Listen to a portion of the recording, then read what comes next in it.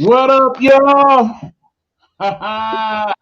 It's that time again, y'all. Game time audible in effect.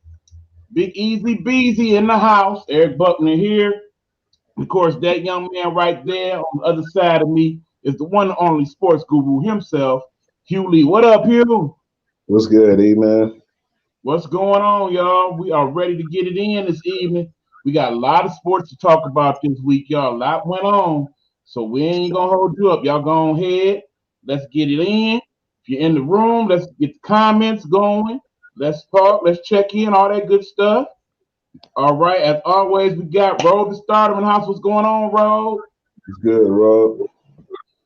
And of course, we got Leroy, my nephew. What up, nephew? Already ready to get it in about the football. But we will definitely get there early on in the show. So stand by for a few minutes, Leroy.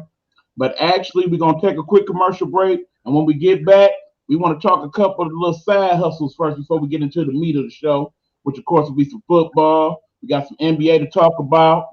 And also, my friends, we are going to even talk a little boxing and wrestling tonight. So be prepared for all of that. What's going on, Felicia? Felicia checking in as well. Shout out to my peoples on the Vigo streets. So yeah, we're gonna take our commercial break. When we get back, we're gonna be ready to get into it. You ready, Hugh? Yes, sir. Man, you don't seem excited and whatnot, man. What's up? You all right over there? Yeah. Just looking at a few things, kind of strolling through, trying to see what was good. Okay, well, we're gonna let Hugh check out the streets here to see what he got going. You know, that means it might be a little update on some stuff. So while he does that, we are going to let you share the live and all that good stuff. Get situated, grab your drink, grab something to eat, and we'll be back. Game Time Audible in full effect.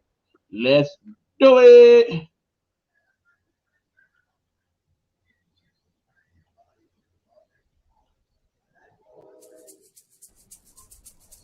This is Get Off My Lawn Live. Join us as we talk trending topics, world and local issues, and the conversations that we need to talk about as people.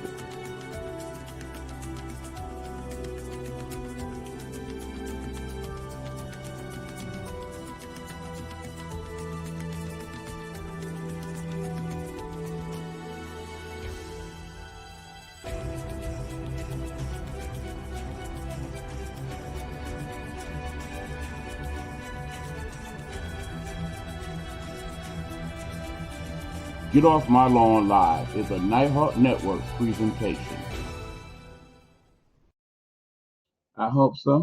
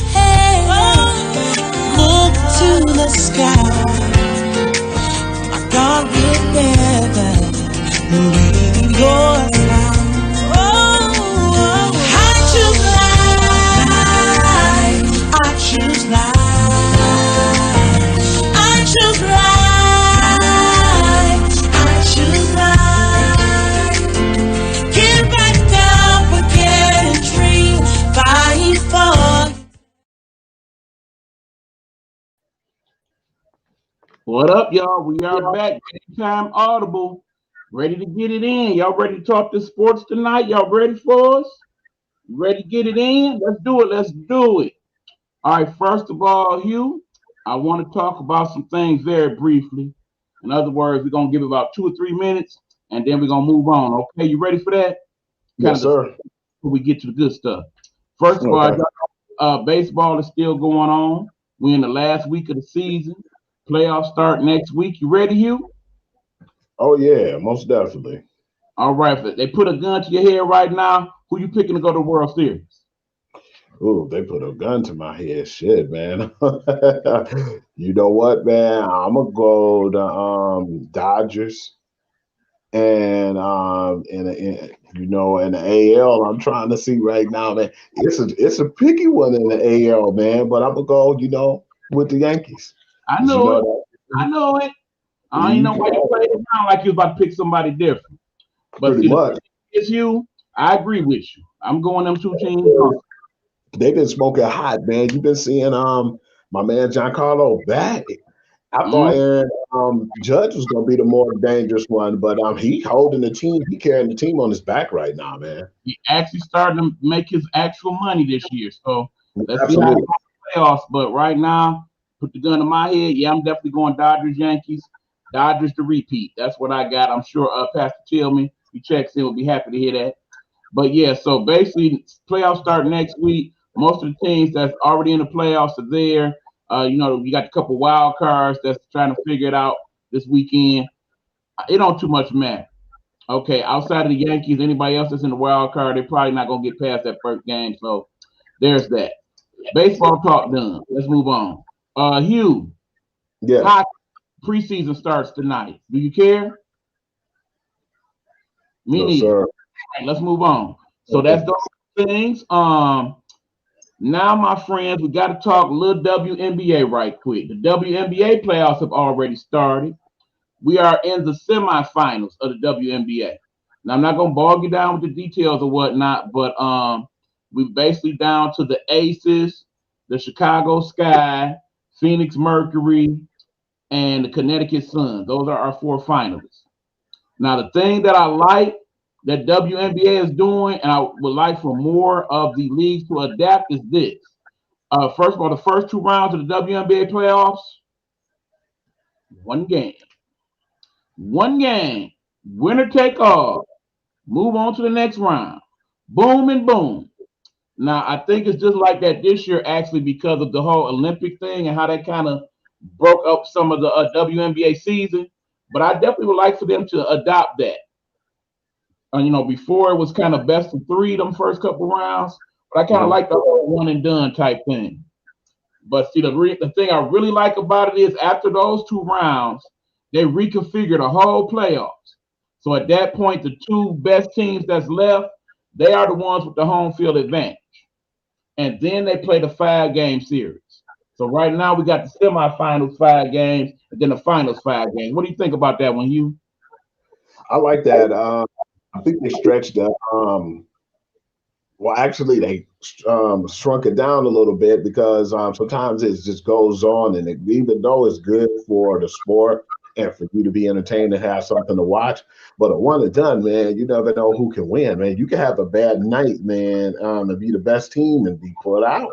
So yeah, I like that because it's like basically everybody got to be on their P's and Q's, and it gives you something, it will give you more drive and something to play for.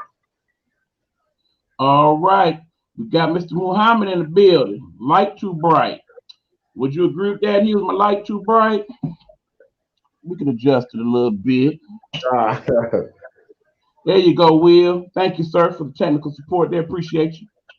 But yeah, in terms of WNBA and how it's set up, I like it. But remember, we only got 12 teams in that league. Basically, damn near every team go to the playoffs except the last four. The bottom four, of course, are the ones that get the draft picks and then the lottery and all of that. Okay, thank you, sir. But no, the thing is, I would like to see more teams eventually in the WNBA again. I know it's hard to find support for that league, but when we talk about the finals next week, I'm going to give you my synopsis of what I think the WNBA needs to do to fix itself and bring more people to the league. I think it's a plan that could work if the proper people are going to invest in. So we'll talk about that next week. But yeah, all that being said, Phoenix Mercury beat the Seattle Storm, who were the WNBA champions. Basically, their best player was injured. That's pretty much why it happened. They got Diana Taurasi and Big Brittany Griner on that Phoenix Mercury squad. I would like to see them win another ring. What about you, Hugh? You know why I do like Brittany, man. I like what she brings to the table, man. She one of the rugged players, man. She remind me of the female Rasheed Wallace, man. You know, she go out there, she just play her game, the rugged game, you know, but she don't try to be pretty. She ain't trying to get no style points. She just out there to play and play the game the way it should be and win. And I definitely like how dominant she's been. Yeah, when you basically the tallest player in the league with the longest wingspan, you should dominate. Plain and simple. So some games she very much does that. However, some games I feel like she does kind of defer to Diana, and they got to kind of find a good mixture to make that really work. Yeah, a little in between there. That even at Diana Taurasi's advanced age, I say they still good for two of the next three championships. But we'll see how that plays out. But anyway, that's WNBA talk for the week. Now, next on the agenda, and then after that, we get into the football, y'all. You know we got to talk football. Go talk a little boxing right now. Today's breaking news, as far as the boxing world goes, there are two breaking stories. The first one we definitely got to talk about is this young man right here. Not that he's a young man, but he's younger than me, so I can say that. Hugh, not so much. Him older than Hugh. But yes, Manny Pacquiao. Tell him the story, Hugh. Pacquiao, you know, he decided to hang it all up, man. He felt like he wanted to call it a career. I felt like he'd been doing a little longer and he stretched it longer than what he should have. But I can't even be like, well, I don't think he should have, stopped early because I felt like he did so much with the money that he had. It wasn't just about a Manny Pacquiao making big money type thing. He did so much for his community, man. And yeah, I just felt like besides he has some really great fights, man, too, man. Still kind of wasn't too happy about the Floyd fight. I thought that could have been a little better. But other than that, he has some brawls, man, and he has some really good battles in the ring, man. He basically went out on his time. I felt like he was starting to lose a step, though. You seen in some of them fights that he lost, man, that got a little shaky with him. But yeah, I feel like he retired, but it was like I think he should have hung it up like maybe 3-4 years ago.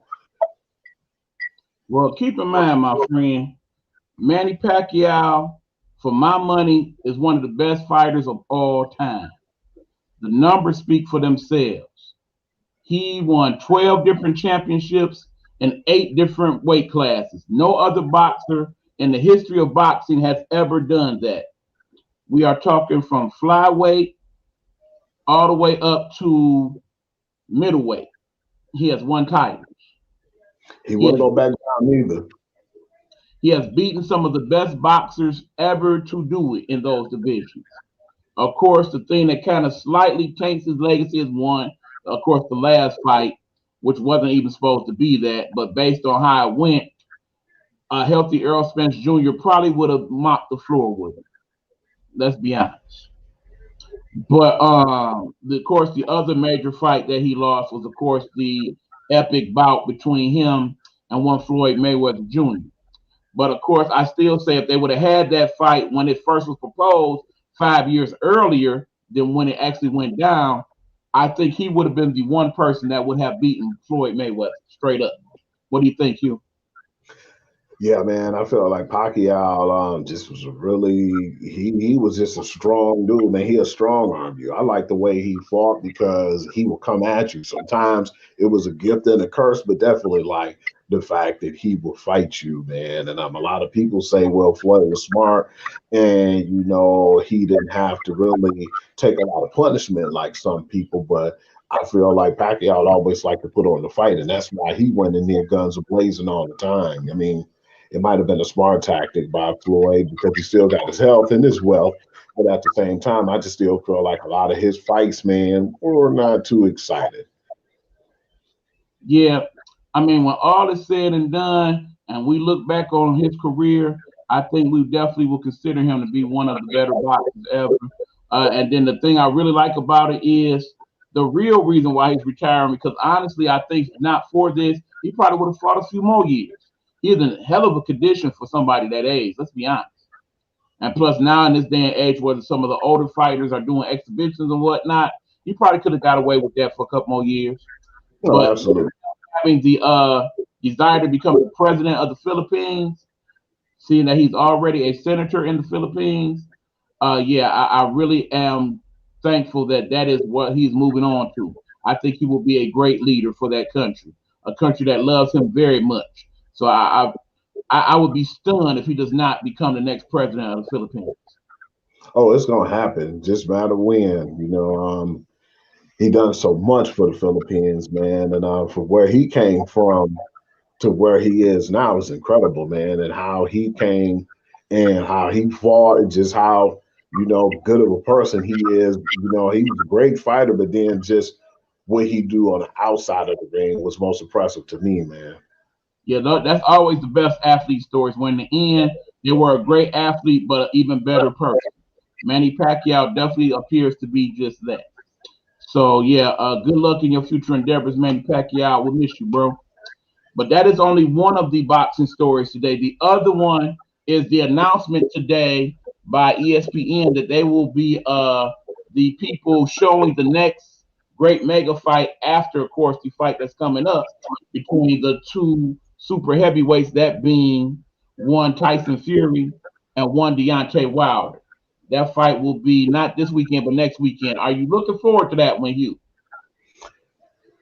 You know what? I like Tyson Fury, and Wilder's all right too. But at the same time, I just feel like, man, if they do fight, I just don't want Deontay Wilder to have any more excuses, man. I mean, when you lost and got beat the way you did, you want to talk about, oh man, my clothes was too heavy or my apparel was too heavy when I was coming to the ring. You do that before you went to the ring. So no, man, leave all the excuses aside. Come in there with your A game.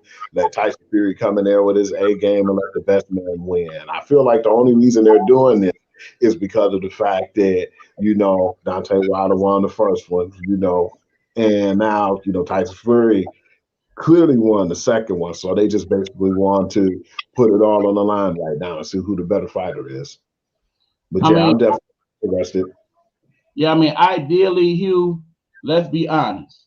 In the first fight, when he hit him with that one shot and Tyson Fury went to the ground, that was it. From this point on, God has come into play.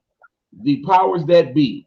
Because the way that man just seemingly shook it off and got up and damn near probably would even won that first fight if not for that knockdown. And clearly dominated the second fight. Not Oh, even, without the TKO and all of that. He was winning that fight easily. So I'm just hoping that we get something different in this third fight. Something to where actually Deontay Wilder realizes, okay, I'm in the level where I can't just, you know, count on this to be the great equalizer, that one hitter quitter. I'm really gonna have to actually box and punch and do some ring tactics in order to pull this off. I'm gonna have to bulk up a little bit. I'm gonna have to be ready for him bull rushing me. Remember, a lot of that second fight was him basically catching him with some quick combinations and then leaning on Deontay Wilder with all that extra weight he had put on. He needs to be ready for all of that and then some extra tricks that might come through. If he could do that and be effective, then yeah, it'll be a good fight. But all that being said, I do believe this is one of those fights where you want to knock out the champ, baby. So if he cannot knock him out and make sure he is out, he will lose again. And that will probably be the last big fight that Deontay Wilder gets, to be honest. yep. He might be doing them exhibitions soon if he don't wake up to this fight, because I just feel like all the excuses he had in the world didn't really make up for him not having a good game strategy and executing a good fight, man. You gotta execute a game plan. You just can't go out there like you said and just feel like, oh man, I can catch anybody with one hit and I can knock them out, man. Your power, you gotta have a strategy. You gotta basically go in there knowing that whatever you do, you got to be skilled enough to put enough together to make a person think twice, man. It don't gotta always be about like the heavy blow, man. Hit him with a few jabs, some combos, get him to the point where you can at least stun the fighter, man, because you coming in with these haymakers and coming in with these big hits all the time, you only gonna gas yourself out, man. You gotta absorb your energy and use it wisely when you can, because yeah, man, it's like people see that with him now, man, and he's been exposed because they're like, man, we're just going to stay away from his heavy hits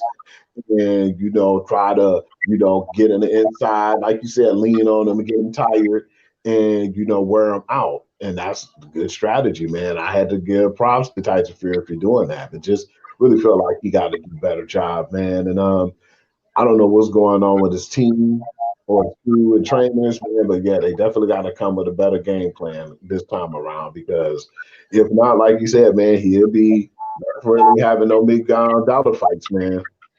Right, because remember, it was his corner throwing in the towel at that point that ended that last fight. But honestly, it wouldn't have went on much longer anyway. Tyson Nah, was going to knock him out a couple more times, and that would have been the it.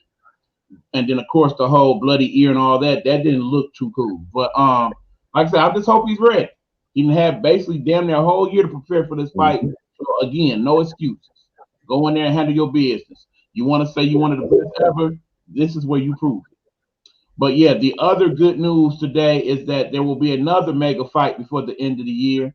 That being between one Terrence Bud Crawford and the man known as Sean Porter. That is definitely going to be a good fight, Hugh. What do you think? Definitely, man. I'm gonna show my little favoritism, man, but I'm definitely going for my man's Crawford, man. Show, Me too. no doubt. Bud Crawford, the proclaimed pound for pound champion right now. Pretty much he can fight it any way you need to fight it. And from what him and Sean Porter talked about today, Sean Porter, you get what you get with him. He is not the person that's gonna sit there and box with you. He coming at you. He throwing them blows. He putting the pressure on you. He bringing it. So Yeah. Bud Crawford is not used to fighting people like that. Usually, most people he's been fighting, they've been intimidated by his style. So they tend not to be so proactive. But Sean Porter, he gonna fight him like he ain't nobody. I mean, the disrespect already started today. Because of course, when they got done the interview, he was like, "See you soon, Bud." Very disrespectful. And Bud just kind of laughed it off like, "Yeah, I'm gonna beat your ass." But So big yeah, ups to too though, E man, because how many times we talk about the UFCs and different things like that, and how they've been doing better than boxing, and just basically putting on better markets and putting on better shows, man. But boxing trying to come out with these heavy hitter fights. They trying to not only make a dollar, but entertain us too, man. And I'm just hoping these fights do well, man, because it's needed in the boxing industry right now, man. Because for so long we haven't really had nothing to look forward to, man. But these two fights, man, definitely gonna be something interesting, man. We're gonna be still talking about it for a while. So yeah, man, definitely happy that they're stepping their game up and they noticing that they're starting to slack a little bit and they're lacking in that department. They're trying to bring their game up and at least elevate them because I know for the most part that's all you hear is UFC. And you like when we were talking about the boxing fights, I was like, yeah, I'm definitely glad to know that they're coming to the forefront because they've been taking the seat back for a while. I just hope they keep it advertised on the ESPNs or the Foxes or whatever they can put it on. Man, just keep it interesting, man. So not just only people who have cable, but people who just have regular, TV, man, the local channels can watch, man. Get them back into it, man, because that's where it all starts at. right. Because I definitely want to see some of the more major matchups, not only in boxing but in MMA and UFC as well. Yeah, I actually even like to see the WWE at some point go back to being on national broadcasting networks. Hmm. Like Saturday Night Main Event, and once every blue moon they do something on like SmackDown or the what have you that was like a major match. I think Remember that's just WCW used to do it. Remember yeah, that E when we used to have the clash? Well, technically it was on cable, but it was cool though because those Clash of the Champions was like pay-per-views that you got to watch without having to pay for. So yeah, I hope they can continue to do stuff like that too, man, because that's starting to kind of fade away too, man. We grew up on wrestling, man. It's just kind of sad that it's not to the point to where it's mainstream like how it used to be, man, back in the 80s. Right, and of course we'll do a little bit more wrestling talk later on in the show, so we'll get there. But yeah, like I said, I'm looking forward to some of these fights, and hopefully, like you said, there's some good fights, and they'll lead to other people in the major division saying, "Hey, let's stop playing these games with the money and what like. Let's make these big fights happen. Let's get paid, but let's entertain the people so that our sport can survive and do better than it's doing." Especially now that you got all the crowds and stuff coming back. Keep in mind, would not want to see either one of these fights coming up if it's in one of those things where ain't hardly nobody there and you can hear everybody talking. That just don't make for a good fight. That is so depressing. Very much so. But yep, so that's it on the boxing talk, y'all. We're gonna take one slight commercial break, and when we come back, it's that time, baby. Favorite time of the show for the guru. Time to talk some football, baby. I know you ready to talk that football, Hugh. No, man, it's been an interesting weekend. Well, yeah, you better act like it's interesting, man. You ain't got no smile, man. You ain't ready to get it. Is you ready to get it in or what, bruh? You know I am, man. I'm trying to hide my smile, man. Act like it's a part of the show, dog. Hype, baby. Let's go. All right, I love this part. Gametime Audible in the building. Me and Hugh Lee. When we come Yes, back, sir. it's time for football, baby. Football. Wait a minute. Let's go.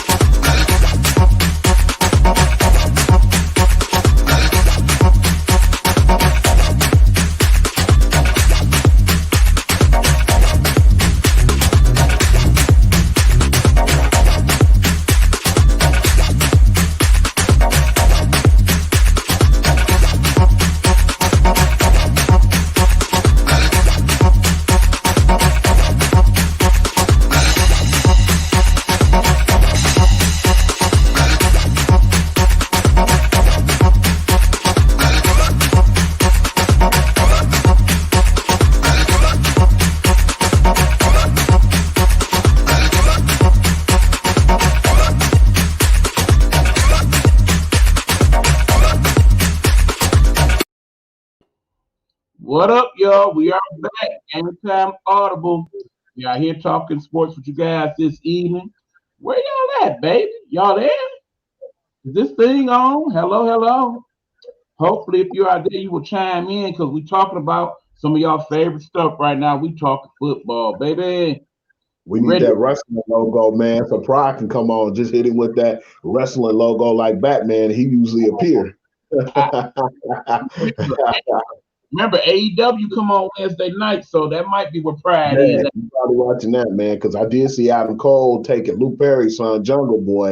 It was a pretty good match, man. I kind of watched that before I came on here. That's why I was a little late for the sound check. My baddie. Good.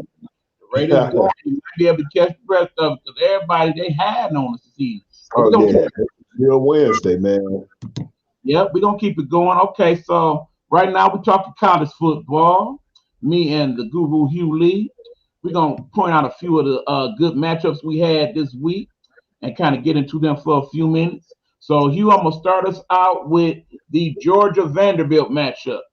Georgia, of course, mollywopped the crap out of Vanderbilt, 62-0. Your thoughts? if you want to call that a matchup. But then, like I told you, man, it doesn't surprise me because I feel like in college football right now, they have been the best team. No disrespect to Alabama because they haven't lost a game yet. But I think that they're more sound, man. I believe it must be because of their experience of what they have still on their team. And man, they just look, man, like no disrespect to Clemson, but we thought that they were going to be better than what they are. They aren't who we thought they were. So that game is kind of an abstract on their record. But when it comes to just the way they play and how Georgia dominates, man, they dominated every single team. And that's just the reason why I feel like right now they're the best team in college, man.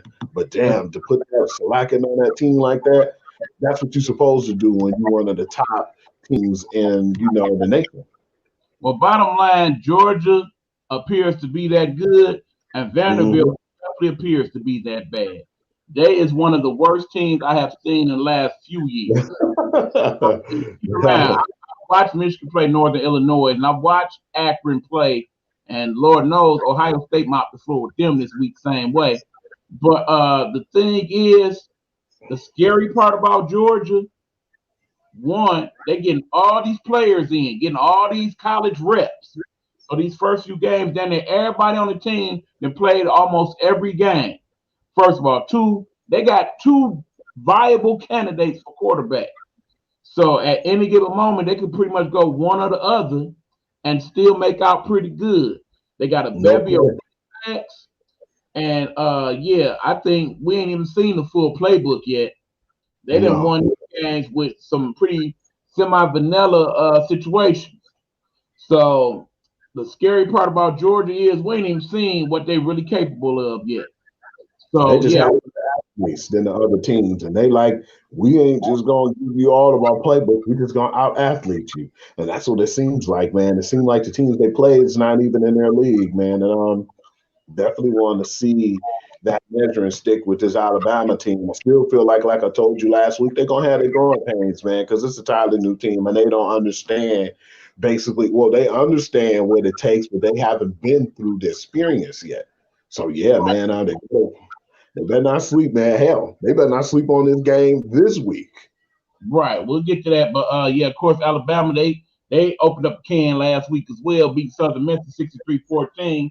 The factory pretty much going as scheduled. The thing I kind of hate about the SEC that they get away with and other teams and other leagues do not is their non-conference schedule tends to have some very donuts on there. Just some people they ain't got no business being on the field with them, and they usually use those games to pretty much get their scrimmage on and work on all of that other stuff.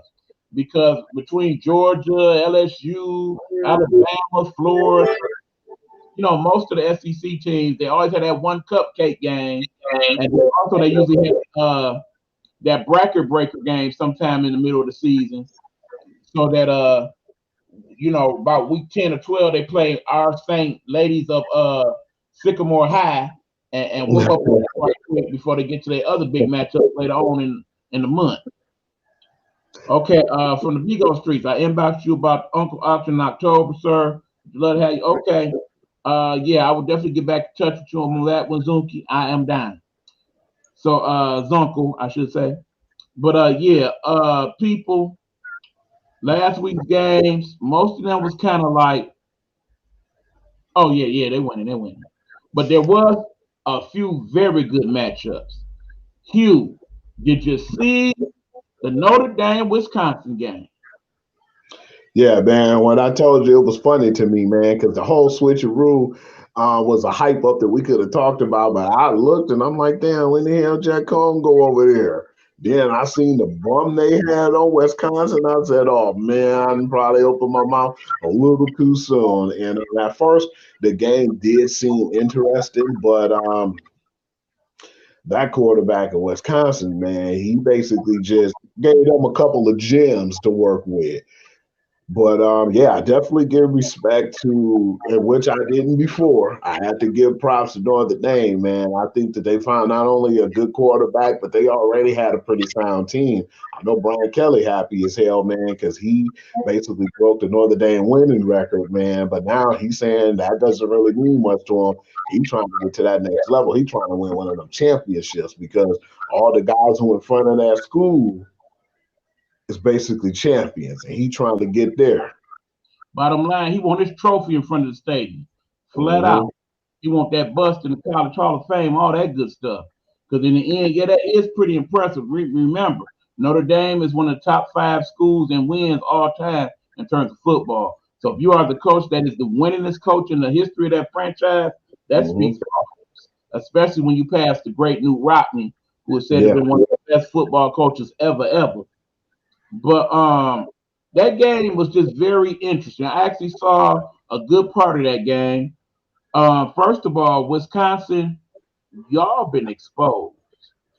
And the thing is, I'm very curious to see what happens next week. Well, this week, we'll talk about that in a minute. But yeah, they wasn't looking as good as I thought they were. The running game was okay. Keep in mind, usually Wisconsin has that good running game, have at least 2 or 3 power backs that you could throw in there. They didn't show me none of that. Davis, the wide receiver, he is good, but he don't have much to work with outside of him. So when they shut him down, that kind of took away from the offense. And the quarterback for Wisconsin right Yeah. now, yeah, if they got any better quarterbacks on the roster, I would start prepping them. Because that dude not even gonna make it through the season. He not. Because remember the quarterback got hurt, Cone. And then what was my man's name? TJ. I forgot his last name. He came in and was it TJ Hines? Yeah.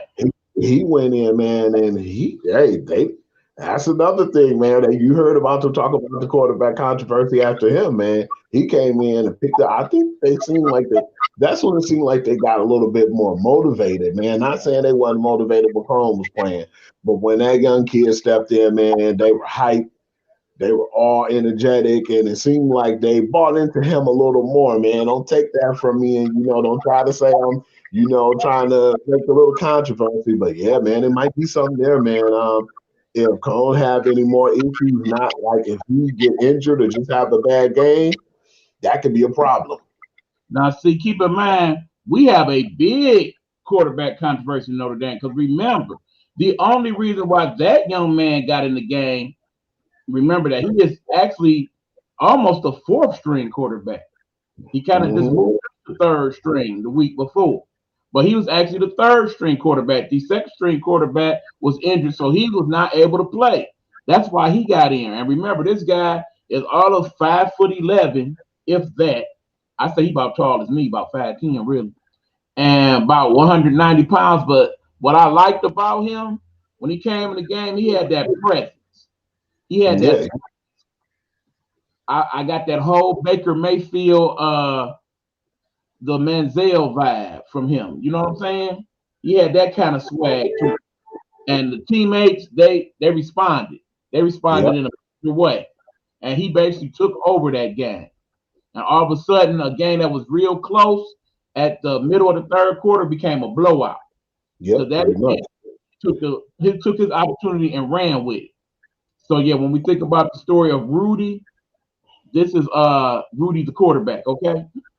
My whole thing is right now, they got quarterbacks in Notre Dame that they probably could go to, but because they're on the road right now, they probably will. If the 1st string quarterback is available, he'll probably play. But if not, I'd really consider putting that young man back in and leave Pretty him on much. the sideline to heal up. Yeah. So yeah, like I said, it was a good game though. I liked it. What was not a good game, and I see our buddy did not show up this week to talk about it. He was all gun ho for Stanford last week. But yeah, last week Stanford got their butts handed to them, okay? UCLA looked pretty good. They look pretty good. They do. Yeah, Surprisingly, because that's one of the teams you love to see on the map in college football, man. And to see the way they've been playing and how they stepped up to the forefront, man, definitely good, man. Didn't expect much from them this year, man, and really surprised to see what they got over there.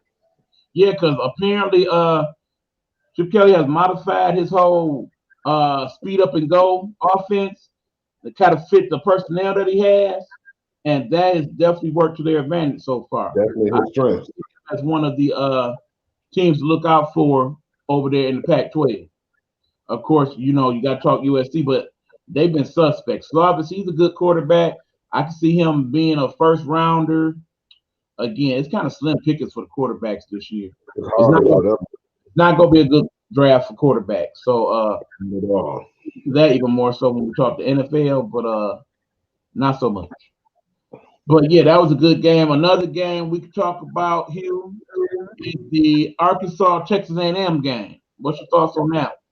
Really good game because Arkansas back on the map too, man. That's always been a pretty decent team. And for them to fall from grace like they did, man, and to come back to the forefront, I didn't think they were going to be this good, let alone this high in the rankings right now. But they've been proving they haven't been worth it, man. But yeah, that was a really good game because at first it was a little close.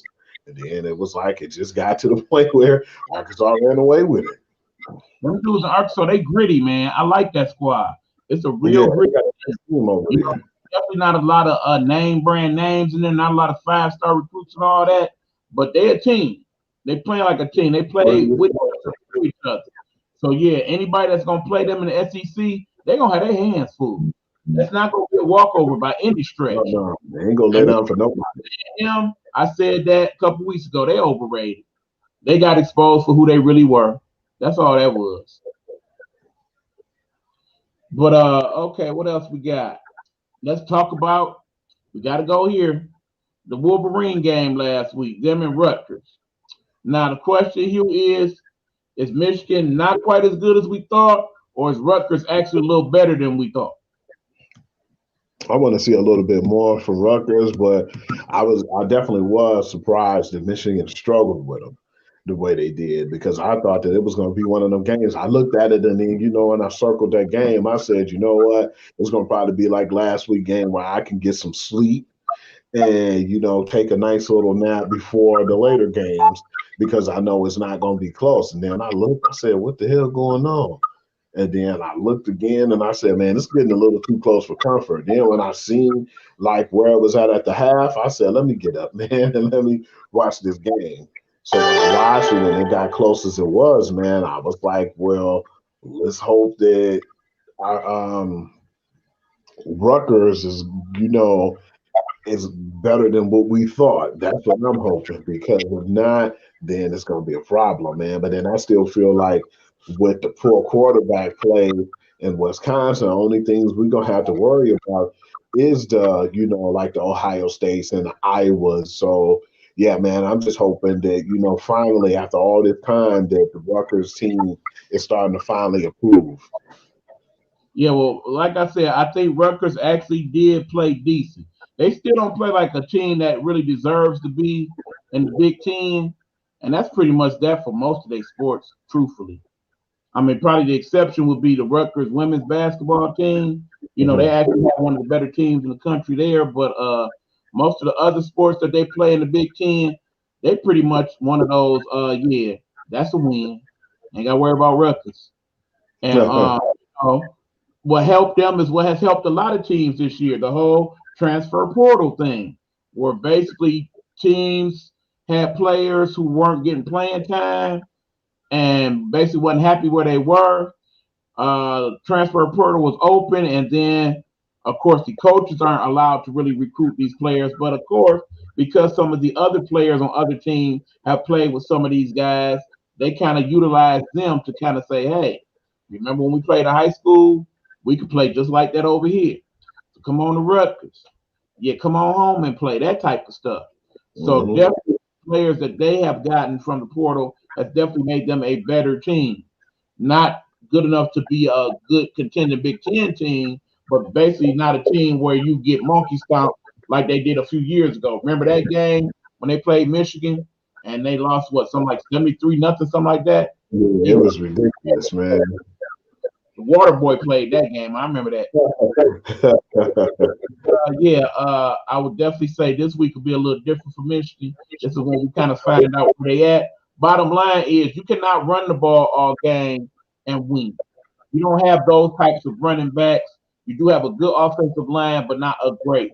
I would dare say Wisconsin's offensive line is probably just as good as yours. So if we're gonna go down to a battle of running the ball versus running the ball, I don't know how well you're gonna make out with Wisconsin on that this week. Yeah, man, because they always have good discipline, man, in Wisconsin. I just think the one problem, like we said, man, that quarterback play is really bad, and I think that that's a testament to their coach now, man. It's like, damn, you really got rid of Jack Cohn or let Jack Cohn leave.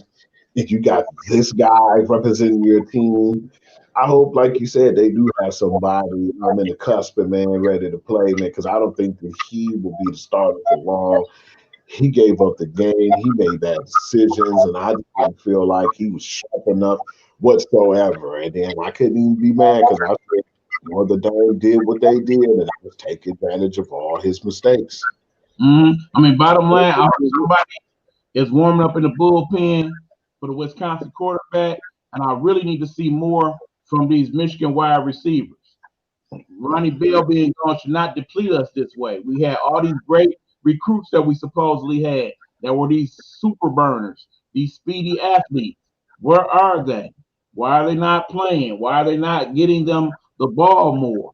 Why are we not seeing more bubble screens and you know, jet sweeps and that type of stuff to get them involved? Yeah. These are types of things I would like to see. We need to get more of the tight end pass involved as well. Why are we not seeing enough of that? So hopefully these are things that they just kind of been holding back in the playbook for these games coming up now. Not to get into the Big Ten season, but the way they've been winning these other games against the also rans and whatnot, that's not going to work in the Big Ten season. They're going to have to come with something else. They're at least going to establish that, yeah, when we need to pass, we can. If you try to run the ball all game against the Ohio States and the your Iowas and stuff of the world, yeah, that's when the L is going to take place. Do you think this might be the end for Jim Harbaugh and the way of his coaching methods, man? Do you think they need some fresh blood or someone in there who can, instill something else into the players or to get them to get into a better program or to basically have a different game strategy? Well, keep in mind, there's a whole stratagem I want to talk about in regard to Harbaugh and Michigan and schools like that. But I'm gonna say that conversation for next week. Basically, all I will say is that Michigan, you got your work cut out for you this week. Michigan State actually has impressed me more so than Michigan. I definitely like what Sparty got going. Like I said, definitely the transfers and the super seniors and whatnot. That is definitely playing to the advantage of Michigan State. The Coach Tucker press conferences, I hate them. He is so dry. He's drier than the hoodie. I mean, yeah. So we're doing this, and we're just trying to change the culture here, and it's working so far. Man, come on, man. I hope you ain't coaching like that. Yeah, fellas, where you at? Let's kind of get it going. No, yeah, I hate that dude in press conferences, but in terms of the job he's doing, clearly he's doing a good job. Michigan State is a whole different team than it was last year. They believe. And Miami, one of them teams that we thought was going to be better than what they were, and it's like it's not working so much because Michigan State put the pedal to the metal on them, and they didn't look back, man. And it's like, yeah, man, Miami fell from grace, man. And then I think the comments that they were making, and I believe they start to believe their own hype. They believe not only were they a better team than what they put out there, but then saying they're back and the U was back. And I think because they felt like they got Ed Reed on defense, that they was going to have them, more energetic. It's like Ed Reed can't go back out there in his prime and play, You can't do that, man. You got to get the product on the field to play. And I just don't feel like it's mentioned right now, man. They gotta instill something in them guys and tell them something to make them play better, man. Because hold on, Hugh. Hold on, Hugh. Look who done checked in. Uh-oh. What up, though, Pride? What's going P, on? you got a fix on watching the the AEW. Mm-hmm. And Eater Tacos in the building over here on the Bigo. Goddess Empress, what's going on, y'all? Thanks for coming through, checking us out. But yeah, I think we're gonna pretty much wrap up the football talk for college with some of the matchups for this week. The big major matchups that I have circled. We got Notre Dame with another big game this week. They are playing number 7 ranked Cincinnati. What do you think of that, Hugh?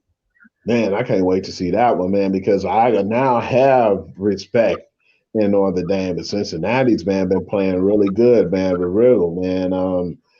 They were actually really good last season, and I want to see what they got to bring to the table this year. But yeah, man, that's a game. I'm glad I'm off on Saturday too, man. Don't call me anyone because if you do, you won't get no answers with some of these games I'm looking at. It's a lot of ranked teams playing each other. Well, keep in mind, I got the Sirius XM, so I definitely will be back and forth checking out all the ones as I'm out and about. But yeah, this definitely will be one I will definitely probably record as well, so I can check out the highlights and such when I get home. Cincinnati is the real deal, y'all. I really do believe so. Every couple years you get that one team that's not in the Big Five conferences that step up. For many years it was the teams like Boise State, teams like UCF. Now we got Cincinnati, and they doing their thing, baby. I not only in football, they have pretty good basketball teams last couple years. So it's pretty interesting time to be Cincinnati. I'm really hoping that even if they don't win this game, that they do make a good showing of it, so that they don't end up being completely out of the top 25. Because usually when one of these schools lose a game like this, that drops them deep in the ranking. Completely out the ranking. Yeah, I because think they're gonna give Notre Dame all they can chew. I'm not gonna bad talk Notre Dame no more, man. After they've been proving me wrong for so long, man. I just wait to see, man. But still give them credit for how they've been playing traditional football, man, and what Brian Kelly brought up there to that actual team. right on, right on. Hopefully, Pride, don't leave because we about to get to your sport soon enough. A couple of them actually. But before we go there, my friends, I want to talk about a couple more matchups, and then we got to switch on over to the NFL.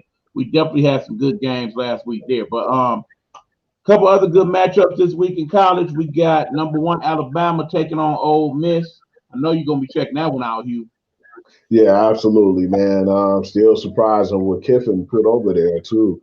With Ole Miss, man, they got a really good system and a good team over there, man. They will wear you out, man. But that's going to be a good battle for Alabama because they're still young.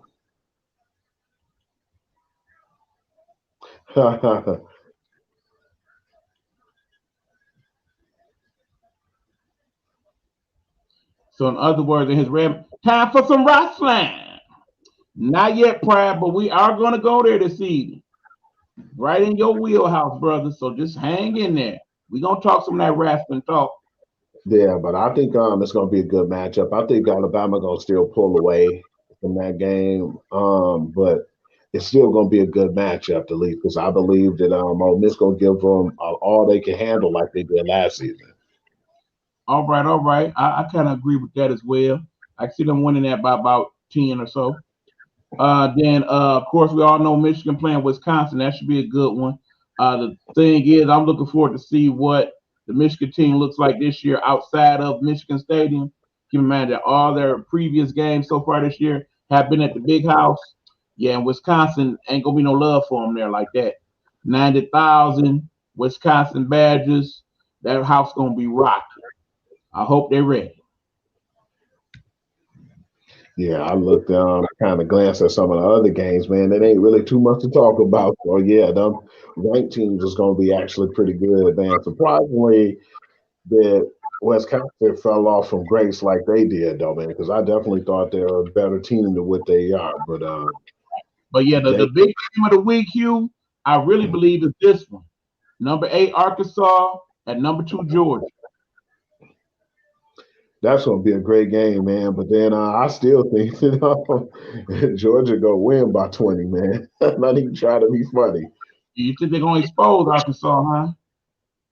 I just think that they're light years ahead right now, man. I mean, That's just right now. Scariest team to me in college football.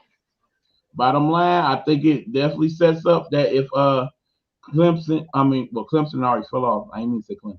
But yeah, if Georgia does beat up on Arkansas, I think we're looking at 1, 2, 3 the rest of the season. We're gonna have Oregon at number 3. We're gonna have Georgia at number 2, and we're gonna have Alabama at number 1 until they actually play somebody we're talking about. That's pretty much what we're looking at. The next 3 games. Basically the next several games. They're gonna be 1, 2, 3 for at least the next month, I think. The only way I see anybody challenging them for that is if actually both Michigan State and Michigan manage to stay undefeated until they play each other. So I could see the winner of that game at that point breaking that top 5. Yeah, I would have to agree because they would have to stay undefeated to even make an argument right now and going into the college football playoffs. Agreed. So anyway, that is our college football talk. We're gonna switch right on over, no commercial, straight to the NFL. We had some real good games last week. Now you already know it's one game in particular I want to talk about. I'm not gonna go there yet. Let's try to get some of these other ones out the way first. Okay, what's my list here? Okay, hold on. Before we go there, prior to checking in, did you hear about the cat that bet on every NFL game, was on the verge of winning like 700,000 and needed the winner of the Lions Monday night game to cash in? Yes, I did hear about that. He had I think it was like a 12-leg parlay with all of that too. Did you also hear about the young lady who basically just blindly bet on the Super Six and almost won the $1 million of Terry Bradshaw's money? And basically said she ain't know a damn thing about football. She basically went on what the team's logos look like. It's crazy how that works out. It really is. Oftentimes, how many times have we seen that? Yeah. How many times have we seen you go to like the Final Four, the March Madness pools, and everybody fills out one. In the end, the winner is some girl that don't know a damn thing about basketball. But just like that, the one team had a nice blue colored tiger and the other one had a red colored devil, and thought they went together.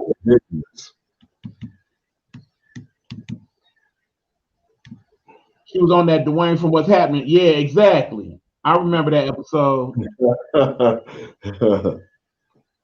I remember that. I do. But yeah, okay, so let's try to get through these quickly, Hugh, until we get to them couple good games. Packers 49ers, the Sunday night game. What's your thoughts on that one? I'm thinking Jimmy G played a little better than what he normally do, but I still feel like Trey Lance is breathing down his neck.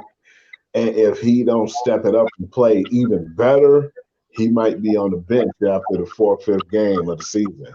But it was it had a lot of good it was a thriller, man. It was a crazy ending because when I seen the Packers kicked the field goal on 4th and 1, I said, oh damn, it's gonna be like last year all over again because San Francisco went down to score. But big up to Aaron Rodgers to having that last game winning drive too, man. And I appreciated it more than anybody because that helped me in my fantasy football league.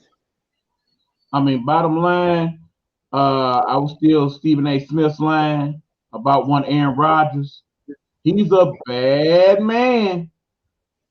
He is the great equalizer. Basically, if your team is close to winning and you leave that man some time left on the clock, if it is either him or that doggone Tom Brady, I do not like your chances of winning the game.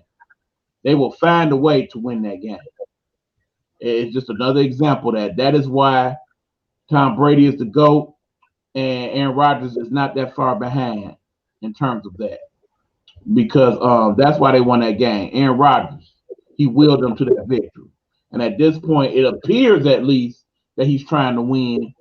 But I still don't get that feel that after the season, he ain't up out of there. I think he's still different. Oh, yeah. He gonna try to give it one last run, man, one last hurrah before he finally head out of town, man. He gonna say, "I want to let them know I still got it, and I want to, move it on, man, move it to the next team." Mm-hmm. And yeah, at some point we're gonna have that discussion, Hugh. Where does he end up?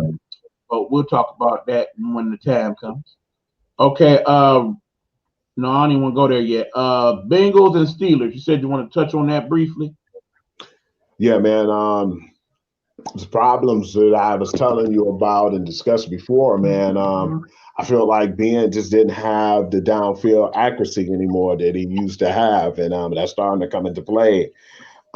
He's good at the dink and dunk stuff, but I don't think he's good at throwing the long ball anymore. And he's starting to show in these last few games, but at the same time, you still have to give Cincinnati Bengals their props and the way they played and how they strategize. The defense is young and they look pretty good, man. But at the same time, that damn Joe Burrow, man, he's been lights out, man. Him and Jamar Chase, man, and right now Jamar Chase showing that he was the best rookie wide receiver in the draft right now. He's definitely been proving that in these last few games. AJ Green, who? Who's that dude? Yes, sir. Yeah, we said this early on. That whole division gonna be a dogfight all year. The Bengals are definitely better than you would think. And Joe Burrow, he is continuing to improve. I'm just very surprised that more teams ain't starting to take them a little bit more seriously. Right. Right saying Big Ben is about as mobile as the tourist attraction that he is named after. Yeah, basically, he never was a mobile quarterback, but at least there was a time where he would kind of dink and dunk his way through the pocket and kind of slip and slide out of stuff. And because he had that gun for an arm, he was able to make things happen. Yeah, that gun has kind of lost some of its power. Depending on how this plays out, this might be Ben's last year, y'all. They better hope Dwayne Haskins learns something behind him, man, because if he continue to struggle the next few games, man, he's gonna be the man coming in. Yeah, because basically, I'm not even trying to see Rudolph no more. We already know what him at quarterback is like. That didn't teach us nothing. That's not gonna get them nowhere. So yeah, good luck, Mr. Haskins. I do believe you will get your time soon enough. Yes, But sir. okay, let's talk Colts and Titans. You said you wanted to go there. Man, we don't even got to touch on that long, man. Everybody was pissed off with King Henry at the first week of the fantasy football. How y'all like him now?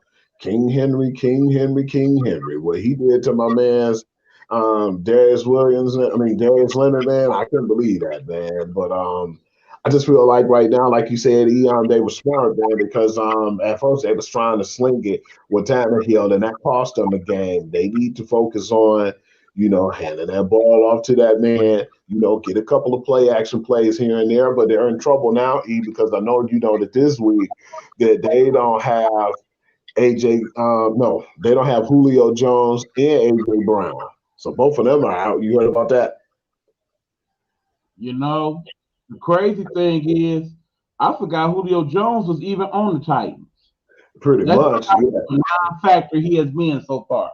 You think about them two are out, and you was right. When you right, you right. Because I thought he was going to be over there, and they was just going to be slinging the ball, and that's what they tried to do at first with Tannehill, but Tannehill ain't that guy, man. They throw it down your throat with King Henry. They give you that King Henry punch, and then they'll work on the play action when people expecting to run, and that was a smart strategy. Him trying to throw the ball all over the place didn't work out, man. So now I think that they're looking at, and especially with AJ Brown and Julio out, they're gonna have to be run heavy, man. Well, they do got one wide receiver that they can go to. That would be the quarterback. Remember Tannehill, quarterback, wide receiver. Remember that? Yeah. So I would like to see some type of plays where they get him in some type of motion and work with that. He still got a little speed for a quarterback. Take some of that heat off him. You can't have him run every down, You can go there, but bottom line is, at the rate it's going, they kind of left with no choice. And that being said, I definitely could see Henry breaking that 2,000-yard mark this year. Oh, absolutely. He's been running the ball like crazy, man. And like you said, he got 30 touches, man. That's crazy. And remember, we got 17 games this year, so even more likely for him to do 2,000. Yep. Yes, Even sir. break the all-time record of one Eric Dickerson. We will see. But okay, yeah, speaking of this, let's go here. Why old boy for the Browns have more sacks than completion, son? So of course that means we talking about the Browns and the Bears last week. An embarrassment. Terrible. 9 sacks, man. I just really feel like now I was one of the guys who felt like you could just put Justin Fields in and he will go out there and he would tear it up. But then a couple of guys in the NFL, man, when they saw the tape and they saw one of the last scrimmages where he got sacked and he wasn't calling audibles and he wasn't doing the things the quarterback's supposed to execute at a professional level in the NFL. He wasn't doing those things and he got tackled to the one point. It was so bad that his helmet came off. He was a little rattled and they had to put him out. And I think that Matt Nagy did that because he didn't want to rattle his quarterback. And that was the issue then, because when we found out that Andy Dalton wasn't going to play, I thought that he was going to play a little better than what he did. But damn, I keep forgetting, man. Jadeveon Clowney over there too, man. And there's Barrett, man. It was brutal, man, to see that game, man, because they was in his face the whole time. And then I remembered how bad after that the old line was for the Bears. I said, damn, their whole line is terrible to have that many sacks against your quarterback, man. Bottom line is, I know we all done played that video game, you know, the one Tecmo Bowl. Remember, if basically you pick the wrong offense and the person picks the right defense, when you run that play, what happens? Everybody just rush in on your quarterback and you get sacked. You ain't got time to do nothing. That was him all game long. He looked like a rodeo clown. Do you understand that young man had his first NFL start, and the thing that everybody's going to remember is not only the 9 sacks, but how many passing yards he had? How many passing yards did he have, Hugh? Man, I didn't remember, but it was like maybe 20, like 45, something like that yards. It wasn't that good. Hugh, you see this finger? It was No. that easy. He had 1 yard passing. One passing yard. Look it up, y'all. Jesus. Yeah, that's what I'm about to do because that's crazy. They talked about that incessantly this morning on First Take. 1 yard. Yeah. Bottom line, I agree with what Swagoo and what Smith was saying. They set that man up to fail. Bottom line, you got Nick Foles. That's who should have played that game last week. He would have been better prepared to deal with that onslaught. A better person who has seen Cleveland, could read the defenses quicker, come with some better things out of the playbook for that. Bottom line, you brought him in because he's a mobile quarterback. He could run the RPO and whatnot. Why did they not run more plays that he was better suited for? You had a whole week to prepare him. That is why. Bottom line is, if you're going to play that young man this week against them trifling Lions of mine, that would have been a better game to preview him against a defense that's not nearly as good as the Browns. So I'm really interested to see how they play that out. They still have not announced a starter yet this week. Bottom line, if Andy Dalton is healthy, he should be the starter. And he should continue to be the starter until we get to the point of the season where the Bears have no possible chance to win. At that point, then we got to get that dude some reps. So next year, after you hopefully spend some money and work on that offensive line, then he will be ready for season 2. But Because right once now, yeah, it made me appreciate how good Andy Dalton played in the games he played before he got hurt, man. right. Because they got some other teams they're gonna play later on in the year. Yeah, they're gonna be waiting on him. They're gonna be waiting on him and be like, yeah, man, can't wait to get me some of that. I think they play the Arizona Cardinals at one point this year. I can only imagine what JJ Chandler Watt. and they gonna do. Yeah, he gonna get him some of that.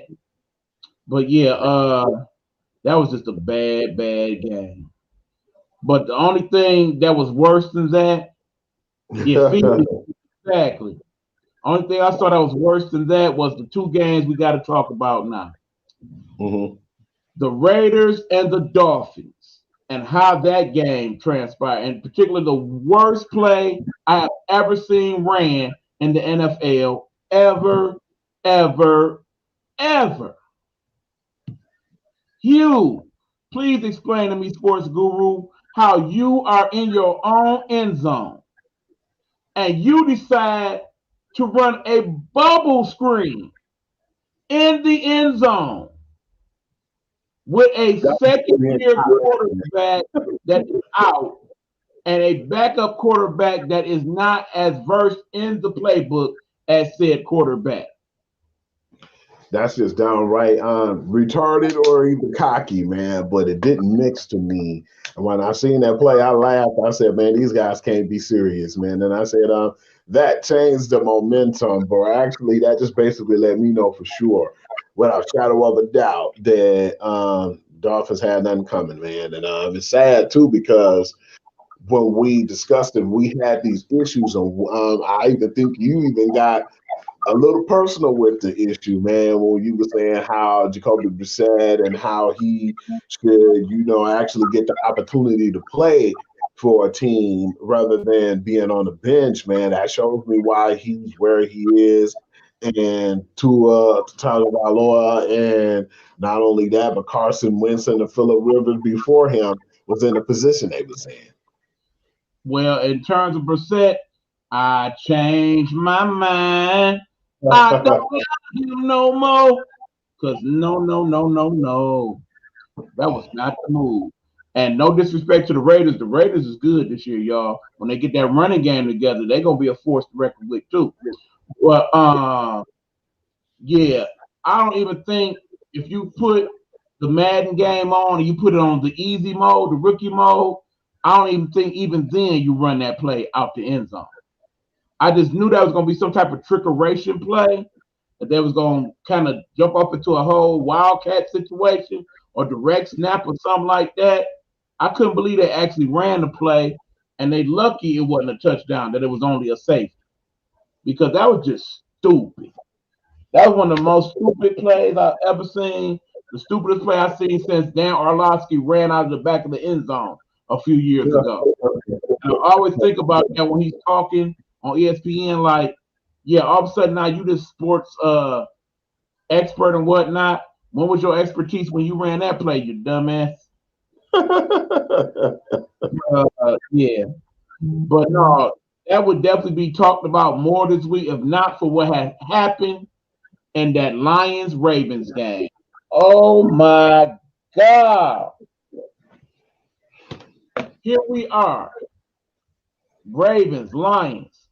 Lions done played they butt off, okay? That wasn't even supposed to be a game. The Ravens was favored by 9 in some cases in some of the sports books. It was supposed to be a blowout, even though they said that Lamar Jackson was not 100% because of that little flip he did the week before in the end zone. Yeah, heard his hip. All that being said, yeah, they contained him. They wasn't able to really run the ball like that on the Lions. The Lions actually played decent on offense. They actually had a chance to win that game. Now, here's the thing. We get to that point of the game, right, where it was tied, and it's like, okay, well, the Lions, they're going to try to get in field goal range. And then they flash to this kicker, this dude I had never seen in my life. Yeah, but keep in mind, the Lions kicker this week, he's out for whatever reason he was out for. and they just got this guy that they bought a couple days ago to the team. So it was like, this dude wasn't even for the practice squad. Y'all got him off the streets to kick. Yeah, he's made 2 extra points and a kick in his career. And I was like, here we go again. I just knew at that point they was going to get in field goal range. This dude was going to get up there and shank that bad boy. And that's how they was going to lose. But amazingly enough, made the damn kick, okay? I'm like, oh, sucking now. Look at the Lions.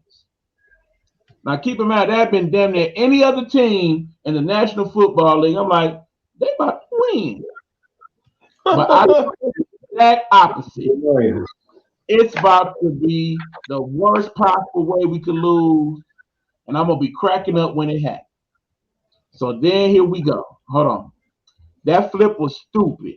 As if running up the middle isn't going, yeah, exactly. Talking about that Miami game. But look, so here we go. Ravens take over. Stop them on first down, on second down, on third down. We get the fourth down. Now, we already go through the whole scenario how that probably should have been delay a game. We had that discussion, okay? But it what? Meanwhile, 4th and 19 people from damn near the end zone on the other side.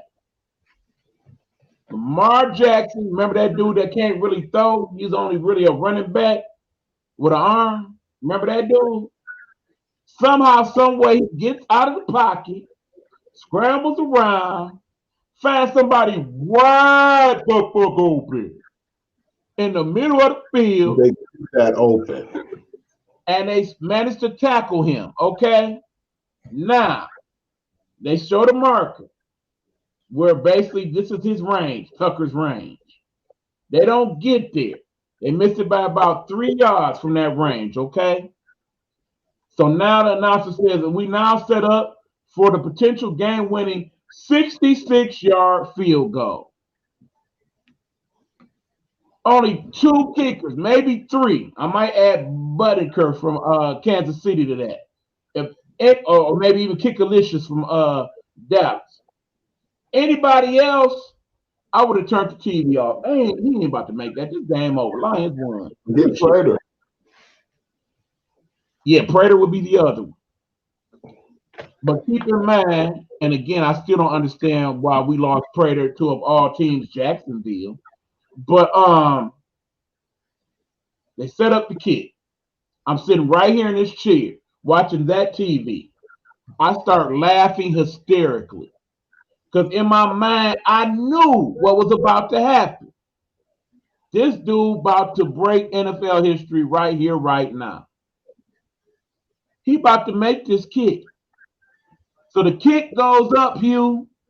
I'm laughing like I'm watching a Jerry Springer fight or a Dave Chappelle special, okay? I'm cracking up. I literally hit the floor, dying laughing as I'm watching this damn kick. It is up. It hit the crossbar, right? I'm still laughing. And you know, I'm on the floor like, it's good. And yes, it's good. And the tears is flowing down my face, Hugh. I'm crying laughing. I knew they was about to lose. Only the Lions could lose in this way. That is why it is understandable on weeks like that why people like yourself go for the front running teams, the teams that win all the time. Because when your team loses this way, it is very hard to justify being a Lions fan. Justin Tucker owns us, though. The kicker Only say the NFL team that has lost now 3 games in their history with 60-plus yard field goals. The Lions earned that claim to fame. They have lost 3 NFL games by 60-plus yard field goals. 2 to 1 man, 1 Justin Tucker.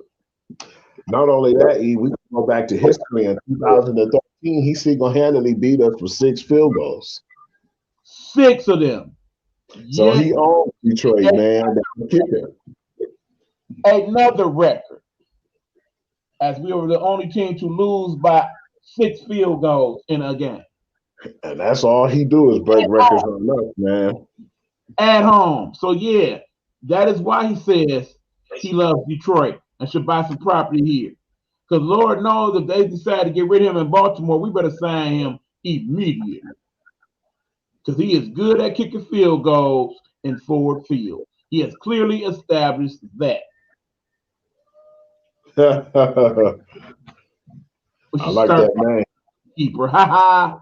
Well, hopefully they don't play them no time soon these next couple of years. Because Please. bottom line is, again, we probably still should have got blew out that game. Yeah, they need some more receivers over there in Baltimore. Remember, damn near every running back on the roster is either half healthy or out for the year with ACL. But then They also supposed to be on the practice squad right now, getting in shape and probably playing the next week or two is one Le'Veon Bell. So if you think Baltimore is scary now, wait till that dude come on. yeah, because I think they should have been beat us in that game too, man. It was just that they were, messing up, man. They were making bad decision. Well, actually, the bad decision was passing the ball to Marquise Brown because he dropped so many open passes. He clearly dropped a open touchdown. Nobody was near him, and he had one to where they was close to the goal line that he dropped. Just really big mental mistakes on a person who's supposed to be a professional, man. You're supposed to catch those balls, man. That's what you're getting paid for. No pun intended. Absolutely. But okay, Hugh, before we move on, because yeah, after this pride, just for you, buddy, we're gonna talk some wrestling. But before that, we got to talk about this week's matchups. And in the end, we really ain't got to talk about this week's matchup. There's only one matchup that I'm even really interested in this week. Well, actually, two. I definitely want to see the Cardinals and the Rams this week. That's going to be a good one. And definitely the game of the week on Sunday night, we got Buccaneers and Patriots. Talk about it here. It's going to be an intriguing game due to the fact that we see what's going to happen because then I start looking and digging deep and trying to figure out a little bit more because the only thing I really knew was after Tom Brady's mom had cancer and beat cancer, it was an issue where when they won that Super Bowl they had no business winning, that they were already shipping Tom Brady to San Francisco and they were going to keep Jimmy G. That caused the issue to where I believe Robert Kraft went to Bill Belichick and said that's not going to happen. They end up trading, Jimmy to San Francisco, and there we go. That's where a lot of the turmoil and the issues happen at. And, the whole Patriots dynasty.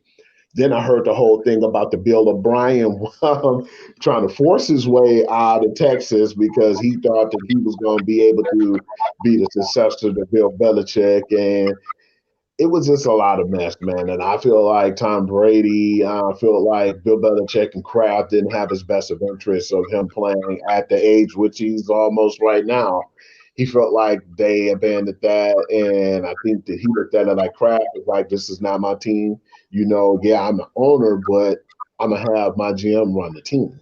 And Bill Belichick, man, it just got real nasty between them, man, to where he basically, when Tom was deciding he was about to leave, he talked to Robert Kraft and he wanted to talk to Bill Belichick and basically fill him out before he left. But Belichick told him, I don't even have the time right now to meet face to face. And they talked over the phone. And that's what made Tom Brady's decision even easier than the fact that he was leaving Foxborough. And so, yeah, that's where it all starts, man. It's a lot of animosity and a lot of things went on in a locker room. And when that book comes out, October the 12th, we're going to see a lot more. I think it's the 12th or 21st, if I'm not mistaken. But yeah, I'm definitely interested in seeing what's going to happen with this game because I know Tom Brady said I know their playbook. I know them like the back of my hand. I know what type of strategy they're gonna use, what they're gonna try to put against me, and I'm fully prepared. I'm prepared for this game like no other. When I looked at the calendar last year and looked and seen that New England was going to be one of the teams, I circled that game and I was looking forward to it even last year. So Tom still got those bitter feelings, man, of not being wanted. And if you didn't see that barbershop special, you need to check that out because that man said um, he basically threw shade on the team because at the last minute they backed out and said they was going to go with the quarterback they had already, which he didn't feel that was that good. And he said, man, I was pissed off about that, even though it was no effing way I was going to that team. But I know how I feel to not be wanted. I'm going to make sure when we play that I'm going to kick your ass. He said, I'm going to get in that ass. And so I believe it might have been the Oakland Raiders, the way he whooped on them last year. He never said no names or anything, but I think he's ready to come in here and show Bill Belichick and Robert Kraft and that whole organization that they made a mistake, man. Not only did they spit on his name whenever he took pay cuts. He took the pay cuts. They never gave him the weapons. You notice that, E? Every time he took pay cuts to better the team, I was getting excited and saying, man, they really about to go after somebody big. They about to go after one of these free agents or a guy who I feel like can help us go over the top. And they never did. They only focus on keeping their pockets fat and their franchise. Brady got tired of it. Like, I'm tired of taking these pay cuts. Y'all ain't telling me the direction, and y'all just leaving me hanging. You're not giving me the weapons and the things I need to succeed. That showed when he took that last pay cut, and it's sad to see that, man. And that's what I think he's still having in his mind right now. That the last touchdown pass that he ever threw in Foxborough, or actually, we're going to say Gillette Stadium, was a pick six to one of his former teammates, man, Ryan Logan. That's the taste he have in his mouth from his New England Patriots legacy. He don't want that to be his last game there. He don't want that to be the last time he stepped on the field in Foxborough. I'm gonna say, and I'm gonna go out here right now. He gonna be just as much on fire as he was that the first two games of the season. I'm thinking he gonna hit them with 4 or 5 touchdowns, man. He gonna try to get more than that if he could. Understand, first of all, I'm interested to see what type of reception he gets from the Foxborough faithful. I mean, based on the story coming out at this moment, I don't think it's going to be quite the negative reception that you would think. Yeah, Yeah, Boston being Boston, he gonna get some boos, no doubt about it. yeah, most definitely. He gonna get some booze. Not a guy for some of them, but I think he will get his amount of respect as he should, being the GOAT. But remember, he don't come by himself, you. It's Gronk, other people that's gonna be in that game that's gonna AB, feel that way. AB Definitely, wants some revenge. The way he definitely, left Foxborough. most definitely AB. Think about how they did him, man. He didn't really do nothing wrong. I think he opened his mouth and kind of got mad at the allegations that happened and kind of checked the lady about putting her name in his mouth, and they got rid of him. I knew Yeah, Belichick was pissed off about that because he wanted to keep Antonio Brown, and that was one decision that was made that he gonna want to show off, man. And then at the same time, Gronk didn't like the way he was treated, man. Gronk called last year. I don't even know if you know about this conversation. Gronk called Bill Belichick just to get some advice for the Super Bowl and how should they game plan against Kansas City because he felt like they had a lot of success against Kansas City and what should be a game plan that they go by and how that they should approach the game and just prepare for the game. And he said to Bill Belichick never answered the phone. He called several times and left voice messages, and it was a no go. I think he was still pissed off the way Gronk.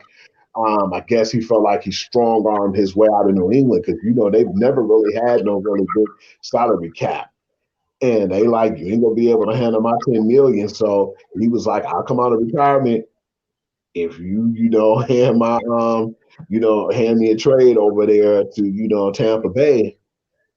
They couldn't even take on this contract, so he strong armed his way out of there. And so I think that was another reason, Bill Belichick had a salty taste in his mouth with him. So that basically speaks for itself.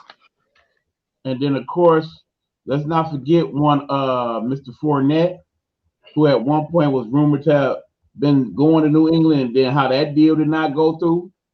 He may have a little chip. Uh, Keep in mind, the Bucks also signed somebody that basically Oh let it yeah. be known that he wanted to go to New England, but they had no room at the end. Talk about that person, Hugh. You talking about just recently? Yes, Are you talking about today signing? yes.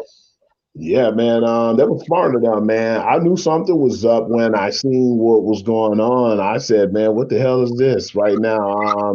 Something's not right. I said they just it was a lot of cap space opened up over there in Tampa Bay, real low key. One of the tackles, okay, I'm about to, tweak my deal, and I'm like seeing players tweaking a little money here and there. Then that's when I seen Mr. Richard Sherman, who used to play with Seattle, the Legion of Boom, of course. I've seen a lot of the stuff that happened. And then he was talking on today, one of the shows, on the Dan Patrick show, and just announced that he was coming to Tampa Bay. So that was intriguing because I know at one point that he wanted to play in New England with them, and that's when they freed up money. And you thinking that Belichick gonna do the right thing, and he does nothing. He just sits on it. Most times he was getting like when other players were getting signed in free agency and they were getting like real high quality players, he'll wait to like the second, third day and get all these Dollar Tree signings. So I just feel like the Richard Sherman there, man, that's going to do a lot of wonders for him because Sean Bunting's hurt. And they've been having a lot of issues too as far as the injuries. But it's a lot of players who've hated and had no love for New England in the past. It seems like they're going to come back to hunt them in this game, man.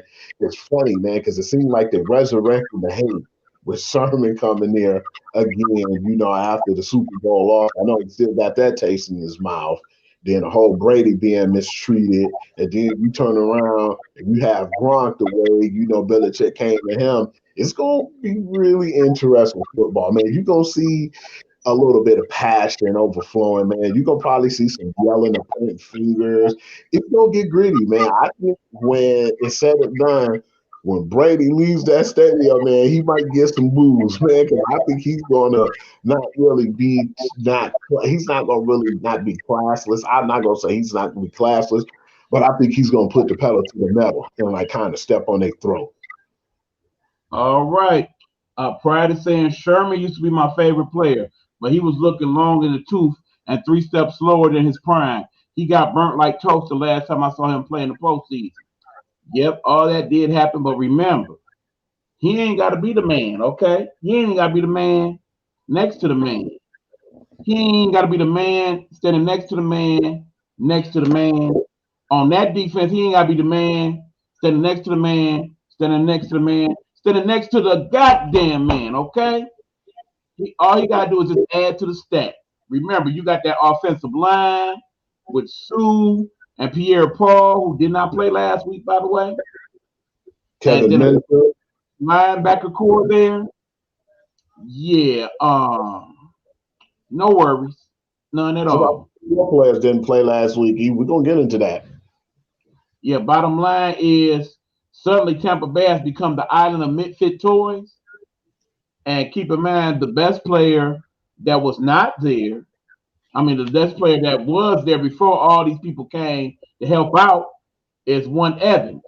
And keep in mind, these last couple of weeks I've seen him play, he ain't been happy because he ain't getting his touches.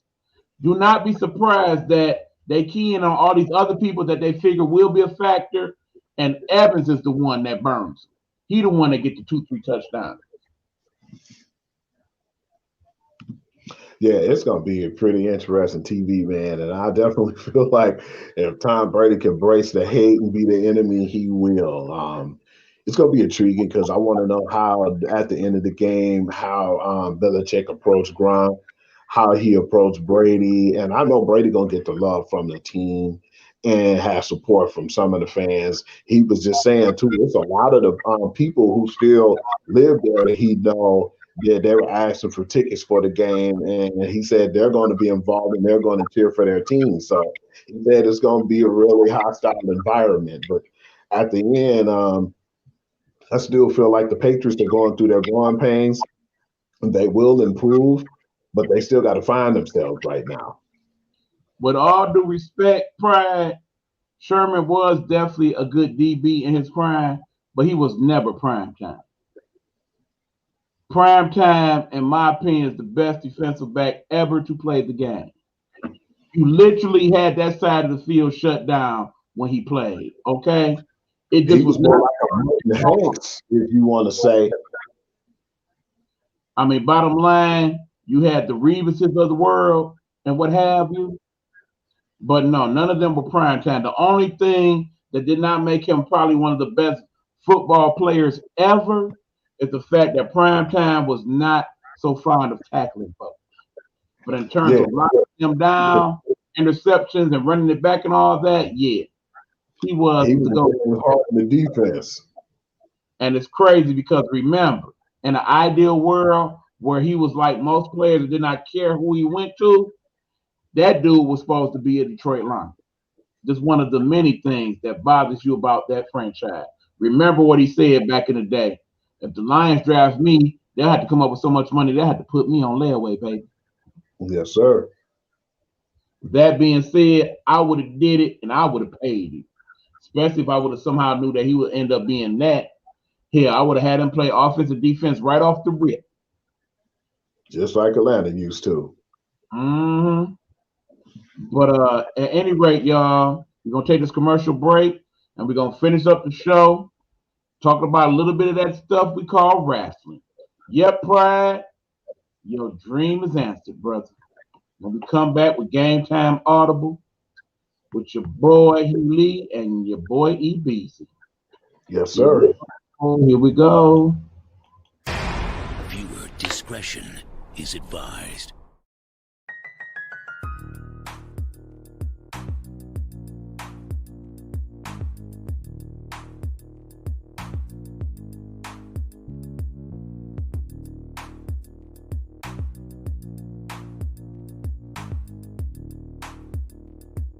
Behind the Blue Curtain, Saturdays at 11 a.m. Eastern.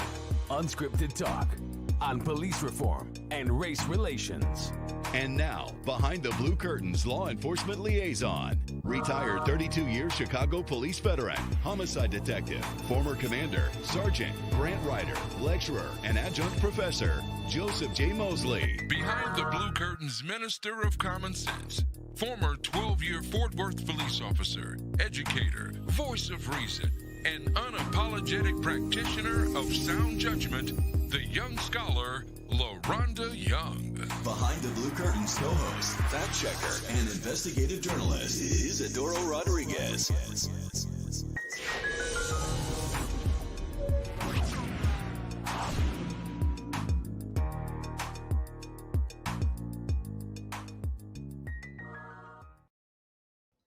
All right, we are back.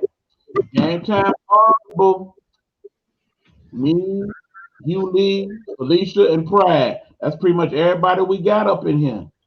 Anybody else, feel free to say, hey, what up, though? We want to hear from y'all. Last week, we had some good discussion. This week, y'all ain't nowhere to be found. Where y'all at? What y'all doing? What y'all watching on TV? Or did y'all sleep? Or is y'all getting high? So I don't know. Where y'all at? They probably watching Wu-Tang American Saga. WWE last week had the pay-per-view. Name of this pay-per-view, which one was this one? This was see this when they get to doing so many of them, certain ones. Extreme Rules. Yeah, Extreme Rules. Saw some highlights, caught a couple of the matches.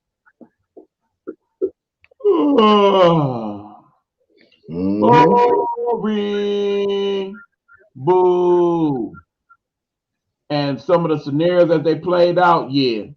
Who didn't know Roman Reigns was going to somehow find a way to win again?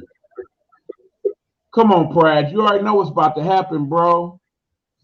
That eventually will set up the match between him and Brock Lesnar, probably at Survivor Series. I think that's probably the next big one coming up. Mm-hmm. And at that point, your boy gonna be doing his thing and winning, and then all of a sudden, that son of a bitch, that janky monkey, that wannabe advocate, manager, wise man, whatever you want to call him, he gonna do something shady and switch up on him, and Brock Lesnar gonna end up being the champion again, and it's gonna be all his fault because they Think so? they've been playing this whole scenario the last few weeks now with him like, yeah, so when's Brock Lesnar? Like, why y'all keep talking about that? I don't work for Brock Lesnar. I work for Roman Reigns. They're not going to just keep putting that in the timeline if somehow, some way, that's not going to come into play. And then, of course, it was the whole scenario that they went through a few weeks ago when they had Brock come out and be like, why didn't you tell him I was coming? I told you to tell him. And he was like, no, what you talking about? We didn't talk. Yeah, y'all did. We know how this movie ends. Yeah. You know he ain't gonna turn his back on this tribal chief. Wink, wink. Right. And then, of course, the other scenario. You knew good and damn well Becky Lynch was going to have some janky way she ended up winning the belt. You couldn't have her beat Bianca Belair flat out because in the ideal world, if you put talent for talent and ability for ability, Becky Lynch is basically a brawler with some wrestling acumen. But Bianca Belair, she got the natural gifts, okay? As strong as she is, quick as she is, ain't no way Becky Lynch beats her for real. So yeah, you gotta have Sasha Banks come in and be disruptive. Because in terms of the roster, she is the most entertaining in terms of the whole overall package. She is a good wrestler and she's a good shit talker. So you gotta have her in the mix in that. But in the end, remember, Becky Lynch only loses the belt because of so yeah, you already knew that when she came back, they were gonna set it up for her to have the belt. I just hate that it was that belt that they had her get, and not the belt on the Raw, the one that she gave up. You know what I'm saying? Yeah, man, I just don't like the way they do some of their things, man. It's so predictable, man. You know how back in the day when we used to watch WWE that we never knew what was going to happen, or it seems like something to happen, and when we think we know, then something else will come up, man. He was the M. Night Shyamalan of good, surprises at one point. Rather it be something we like or we didn't like, but now it's like everything's really predictable, man. And I think that too. A lot of the stuff has been like a slap in the face with our intelligence, but then and again, like I was telling you too, even they really got to watch themselves, man. Because when you got Booker T and Nick Foley talking about how good the product is in AEW and how they should be very scared and they should kind of strategize and do things a little different in WWE because of the fact they finally got a contender. I think they definitely need to do a better job at that. And I think that's where Vince McMahon and WWE gets to the point where they get too lax and they feel like, oh man, we don't got nothing to worry about. And I think that he was even saying stuff like, they don't really scare me like how WCW did at one point. You should be very afraid because of the fact is they got younger talent, not WCW had a lot of the older guys who were getting to the point where they were getting past their prime that went over there and went to that, company. It's a lot of young guys that left now and went over there to, AEW, which I still feel like Kevin Owens might be on his way. His issues right now, I don't know if Pride know, but it's heat between Seth Rollins and Vince McMahon too. So yeah, it's like he gonna have to really watch his self-esteem, man, and really watch his ego right now more than anything because when I found out Daniel Bryan went over there, he didn't go over there just because he had any problem with Vince. He just felt like he wanted more competition, and I believe they gave him more days off and they have more interactions with the company that he was familiar with and he was quite fond of, which is New Japan. All right. Well, we got a few things to throw in here, y'all. Hold on. Let's read I some like that way you said too, that second comment Fry said. I think Bianca's full of potential, but her mic skills need some help. And not sure if she can carry a match herself without help, since she hasn't been in the business that long. That's how you feel, Pride?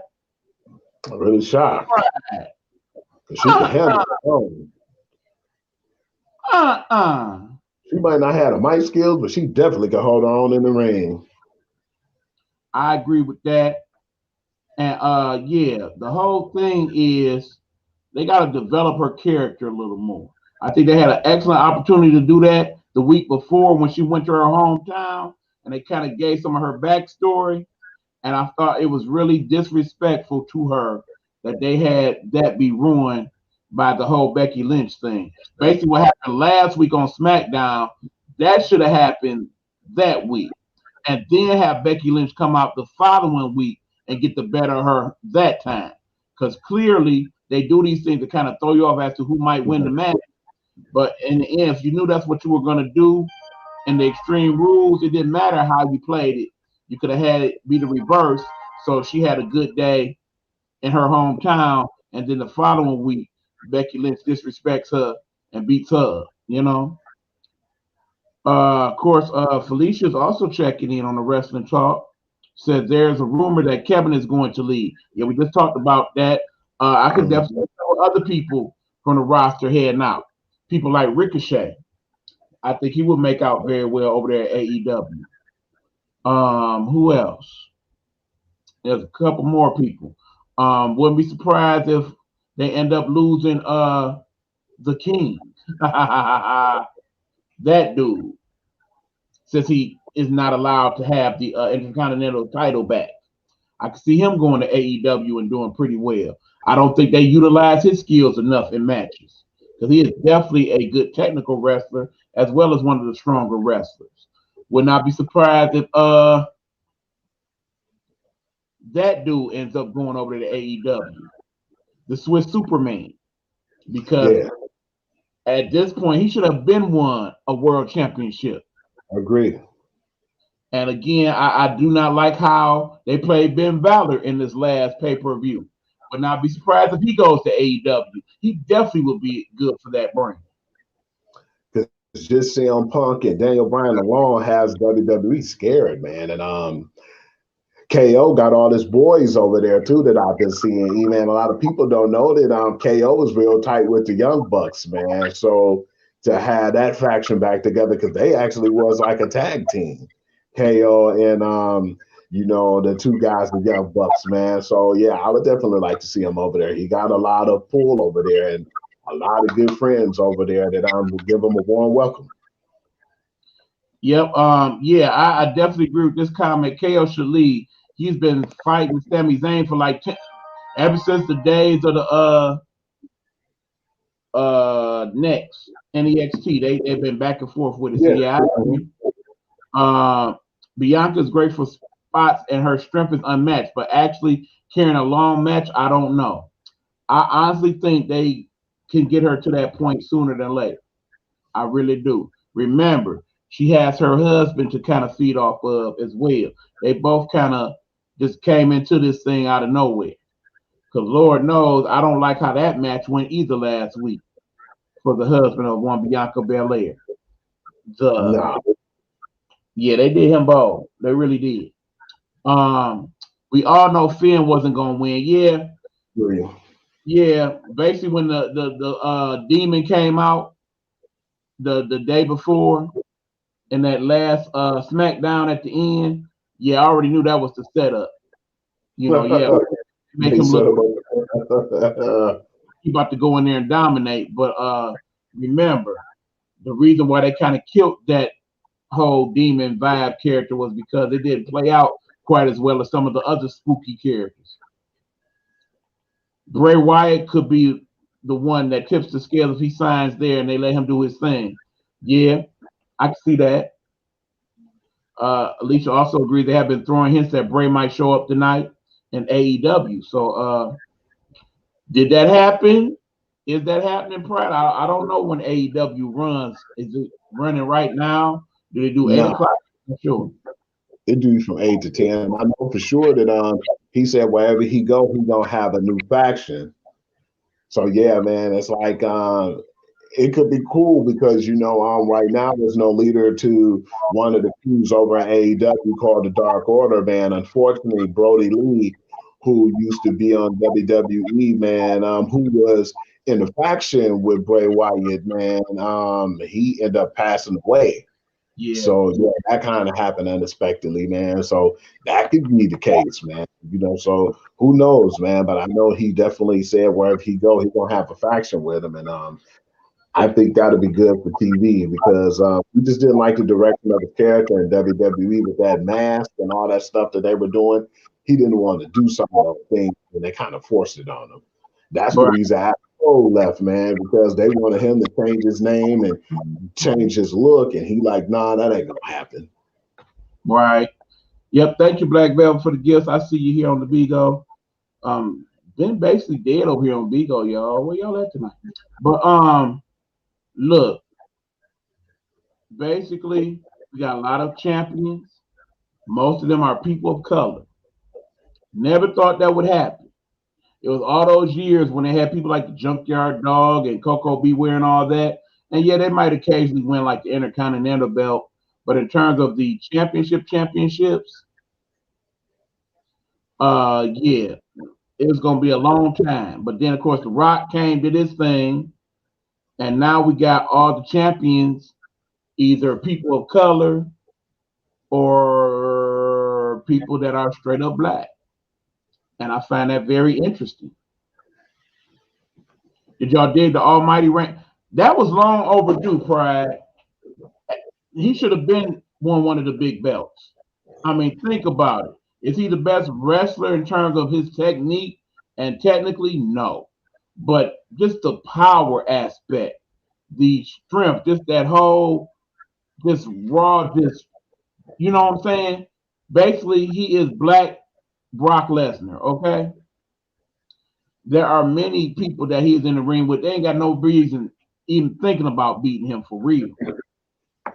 So, yeah, it would took somebody with that type of power to take him out. So, yeah, I'm not bad that Big E won the championship, but because of the whole Big E and the whole laughy, jokey character and all, they usually don't play out well for champions. People don't too much care for that after a while. It gets kind of, you know, just like back when Mankind and people like that had the belt. That only went so long without it being like, okay, this is just gimmicky now. This is the last person that had a belt. We need to go ahead and let him get beat and move on. But yeah, the question of the day is this going to be the last time the Almighty wins the belt? That's the question. Let's hope not, man, because I'm glad, like you said, a lot of these people of color are winning these titles, man. And it was long overdue. Like you said, Rock had his run, Booker T, which was well long overdue. Just glad to see a lot of these guys are getting their props now, because in the wrestling industry, with a lot of these guys we knew should have been had titles and should have been on top, man, and we just feel like they were put down. I don't know why. I don't know what was going on. It might have been just a power struggle or whatnot. But just glad to see that a lot of those guys are dominant and doing their thing, man, because it makes good for wrestling too. Some of the stuff I don't agree with WWE and kind of get tired of it and it's so predictable. But to see that definitely lets you know it was good and it was time for a change. Absolutely. And thank you, Fook and Brittany, and to my buddy Black Velvet for coming through, showing some love. Appreciate it. Hope everybody's okay. We are doing the Gametime Audible Sports Podcast right now. Been looking forward to hearing somebody check in on Bigo. Y'all been real quiet tonight. But yeah, I agree with you, Pride. They definitely need to change that intro music for Big E. Hell, for the New Day too. I'm pretty much done with both of those. Nope, I think he will. Nope, I think he will hold it again. I hope so. I do hope so, Felicia. But yeah, that being said, we only got a few minutes left, and I forgot that there's a couple things we wanted to get in about the NBA before we dip out. So yeah, let's do that right quick, Hugh. As y'all know, training camps have started. They had media day the last couple of days. I really like what our number one pick, Mr. Cunningham, had to say, basically saying that he ain't gonna put too much pressure on himself. He realized he is the new guy, and he's just trying to do his best to learn and be a part of the process. So I really hope that man ends up being a good player. I really do. But no, the people we really want to talk about is one Kyrie Irving and one Andrew Wiggins. And why are we talking about those two players in particular, Hugh? Because most of the players in the NBA are trying to get vaccinated so they can go on and have their regular NBA season. And Correction, Hugh. Most of the players in the NBA have already been vaccinated. 90%, and that includes all the executives, GMs, and the like. But there are the couple outliers. the black sheep. Andrew Wiggins that has messed up the whole scenario because basically flat out, Andrew is like, nope, not gonna be able to do it. He ain't taking it flat out. And Kyrie is playing the whole, well, I gotta do my research and I kind of want to look into some things. I want to talk to some folks. But yeah, I'm not really ready to talk about it right now. It's kind of personal. He always got to be different. That dude is the weird dude, Hugh. He a weird dude. They all have issues with him, man. But then it's like, you kind of knew this was gonna happen, man, to where some of the players was gonna rebel. So I'm definitely interested in seeing what's going to happen about time the season started to get in play, because about time mid-October, man, going into like close to November, that's when the season usually starts. So yeah, I want to see what's going to happen and see what happened or what will be the punishment if they don't get vaccinated, man. Because I know. Hold on. The punishment already came down. Did you not read your feed, sir? It has been announced that yes, for all players who are ineligible to play due to their vaccination status, in other words, for the players, particularly the ones that play in San Francisco and New York, and probably New Jersey will be added to that as well. There are now mandates in those cities that if you are to do any type of work indoors, you have to be vaccinated in any place that holds events. So basically, when they play in any of those places, where they are not eligible due to their vaccination status, they also will not be paid for that game. So keep in mind, for the Andrew Wiggins and the Kyrie Irvings of the world who make $30+ million a season, and those games where they play at home are half of the games, not to mention the one or two games they may play out in California and such. Yeah, they're about to lose a lot of money in this month. They better be smart about their decision, man, because I know they're not struggling financially, but at the same time, man, as a business, part of it, man, is just poor for business, man. But bottom line is, okay, we got two different scenarios. On the one hand, if I am Golden State, Andrew Wiggins don't want to take the vaccine. He the only person on the squad that has not. Yeah, you go ahead and put them street clothes on, homeboy. And while you at it, keep your street clothes on and stay at home. You're not gonna play until either you make up your mind to do it, or we will find ways to null and void your contract. So yeah, I'm Golden State because he is not a major factor in their lineup, to be honest.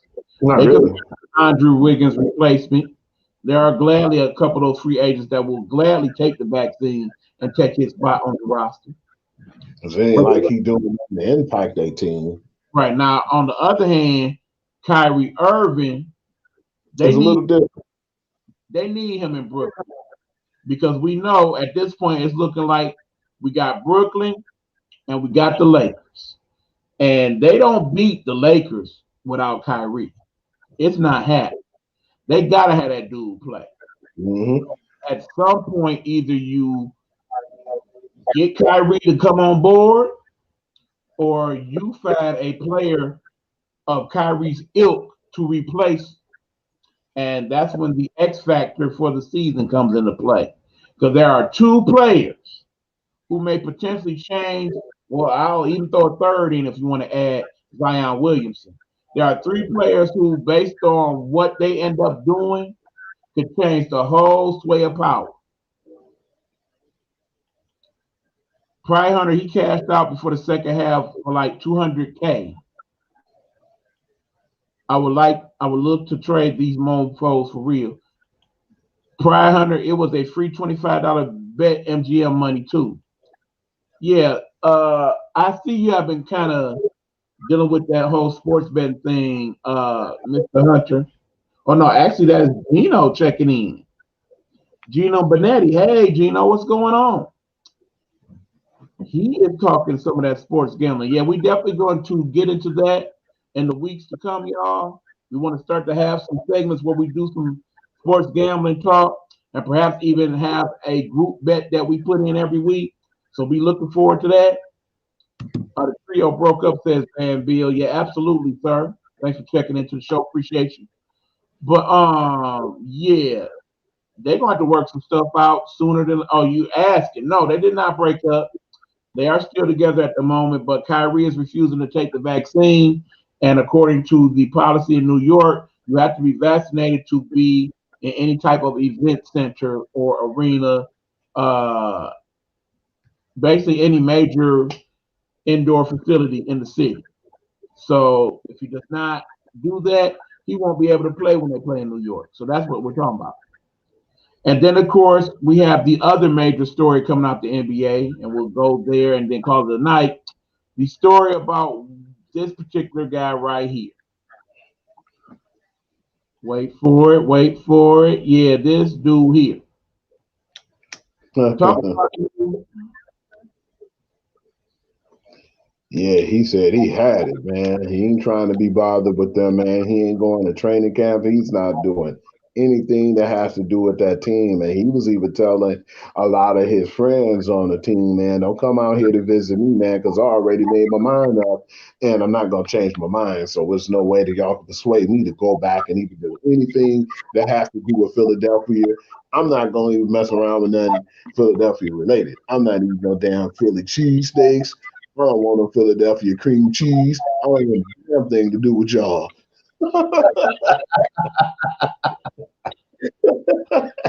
Bottom line, Ben say he done. Done. He will never play for Philly again. And meanwhile, all the other people in the organization, including Joel Embiid and Coach Rivers, say they want him back. They want him back big time. Press said he's not even watching the Fresh Prince. Yeah, they basically say the door is open. Come on back. Let's talk about this, Ben. We don't want you to leave, sir. But keep in mind, all the talking heads, all the NBA TV folks and whatnot, they own Ben. They own him bad.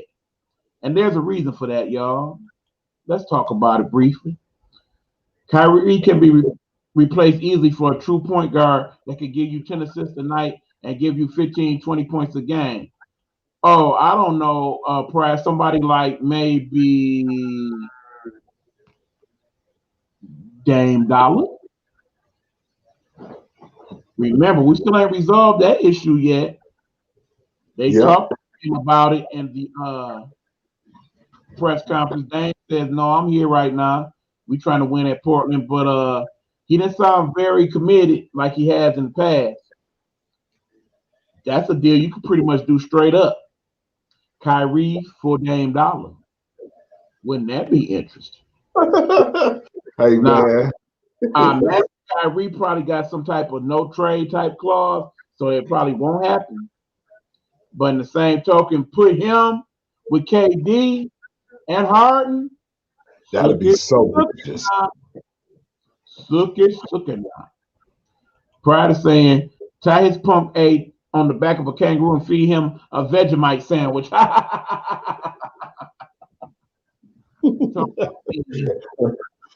That referring to his Australian heritage pride. That's kind of prejudice, bro. Shame on you. Man is saying they should just set players who don't get vaccine. Oh yeah, they just said they will miss games, and those games they missed, they will not be paid for, Van. Not a dime, sir. But yeah, here's the thing. The thing that frustrates us all about Ben Simmons is clearly he is talented. He is a supreme defender. Damn near won Defensive Player of the Year last year. He is very good with the ball. Basically, a damn near 7-footer with handles like a point guard. He has got very good acumen when it comes to seeing the plays ahead of time, similar to that of one LeBron James. The thing that makes him not great is his ability to shoot the basketball. The most important thing, understand, when Magic Johnson got to the league, he was not a superior shooter by any stretch of the imagination. He basically hit a few jumpers. He was better low post, truthfully, than he was shooting the basketball. But guess what? He worked on the skill. He got better. Michael Jordan became a great shooter. He was a good shooter coming out of school, but not a great one. We have people like Chauncey Billups who worked on his defense and became better defensively. We have people like Rip Hamilton that worked on being better defensively. We have had many great players. Hell, even Dennis Rodman worked on his free throw shooting and got relatively decent at it to the point where he was able to hit the occasional three-pointer. You mean to tell me Dennis Rodman could shoot the basketball, Ben Simmons, and you cannot? We didn't see you in the damn YouTube videos shooting threes and shooting them pretty damn well, I must admit. Do you not understand you are taken away from your greatness by not being able to be involved in the shooting? If you become, hell, you get on that damn Greek freak level with your jump shot. Do you imagine how unstoppable you would be in the league? You would be even better than the Greek freak in that regard. Because, yeah, he can do a lot of the things you can do, but he is not the ball handler or the passer that you are. So if you can, yeah, another perfect example, Jason Kidd was a horrible shooter and was accused of padding stats with assists and later became one of the deadliest three-point shooters. Smurf little Ben Simmons. He can do it. My whole thing is, you done made this bed. Are you really ready to lie in it? Because I'm Philadelphia, I'm still trying to get you to talk it out. But if you ain't came in by the time the season starts, we let you ride a little bit. And then guess what? Either we find a way to void your contract or we trade you to the worst possible team we can. Because you don't have no trade clause in your contract. So, yeah, at that point, you are starting for the Sacramento Kings, the Indiana Pacers, the Cleveland Cavaliers, one of them squads. But I'm not giving you what you want. I'm not sending you a team like Golden State, where you damn near will fit in like a glove, assuming that Draymond don't cuss you the hell out for being soft. You fit in good in places like Portland. You write what they need. You add him with Dame Dollar and CJ. Yeah, I like y'all chances. You can go to a Utah that probably would fit your background a little more. Maybe not your style because you is kind of Hollywood now. But no, we're not sending you to no Clippers. We definitely not sending you to the Knicks or anywhere like that where you would really want to go. That ain't happening. So sometime this weekend, start answering that damn phone, talk to Doc, and try to work this shit out. Take your lumps in Philly. Bottom line, had a press conference. I was wrong, y'all. It just, my feelings was hurt, blah, blah, blah, blah, blah. But I'm going to do it. I love Philly. I'm going to do everything I can to bring a winner here. And, yeah, they're going to cuss you out and boo you like Santa Claus for a little while. But if you show them you sincere and start shooting that jumper and y'all get to winning some more, they'll forgive you. Over it. Because ideally, you'll never be Allen Iverson in Philly after what you did. But you at least can get to a point where you'll get some love. Ship that food to the Mormons. Yeah. You see what I'm saying? But at any rate, y'all, we done went over our time. Thank y'all for finally coming through and discussing with us because for a minute there, it was quiet and I was getting sleepy. So thank y'all for waking us up. Thank my partner as always, Hugh Lee, for coming through.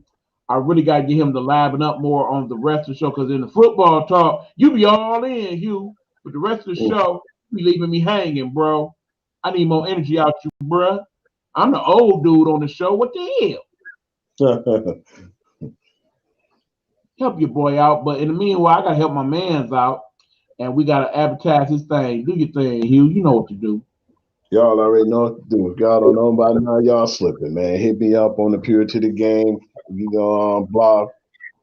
And, just come on there and get some of that good sports news, man. I'm the fix whenever you need one, man. Just get on there and holler at me. And if you have any topics or anything you want me to share or discuss, please be, just come up. Be welcome, man.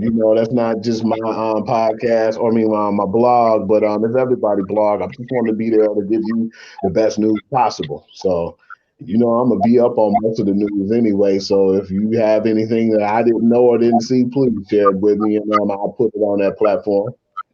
Well, apparently you need to start adding some stuff like this. Great show, and thanks for the wrestling talk. And Felicia thanks us as well. Yeah, y'all. We kind of felt some type of way about talking to wrestling, but I guess it's part of the show now, at least until we can get the gospel according to Pride Hunter going. Looking forward to that show on the network sometime soon.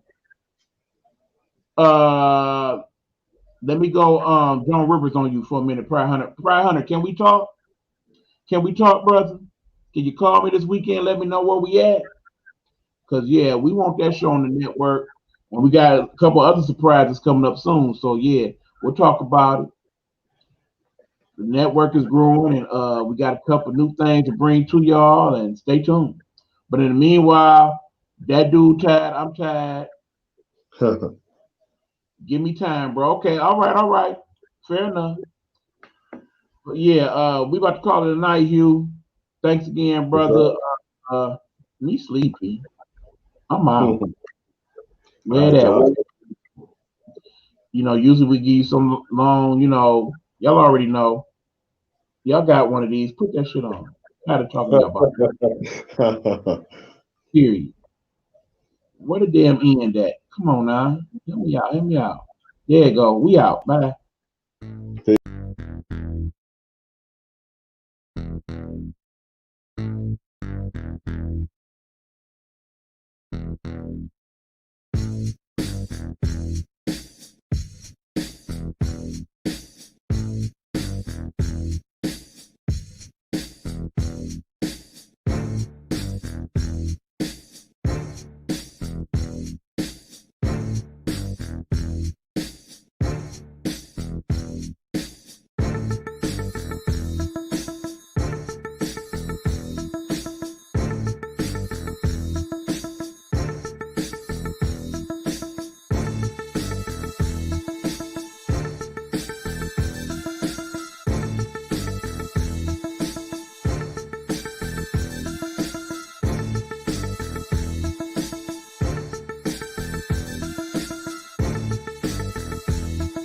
Gametime Audible is a Nighthawk network.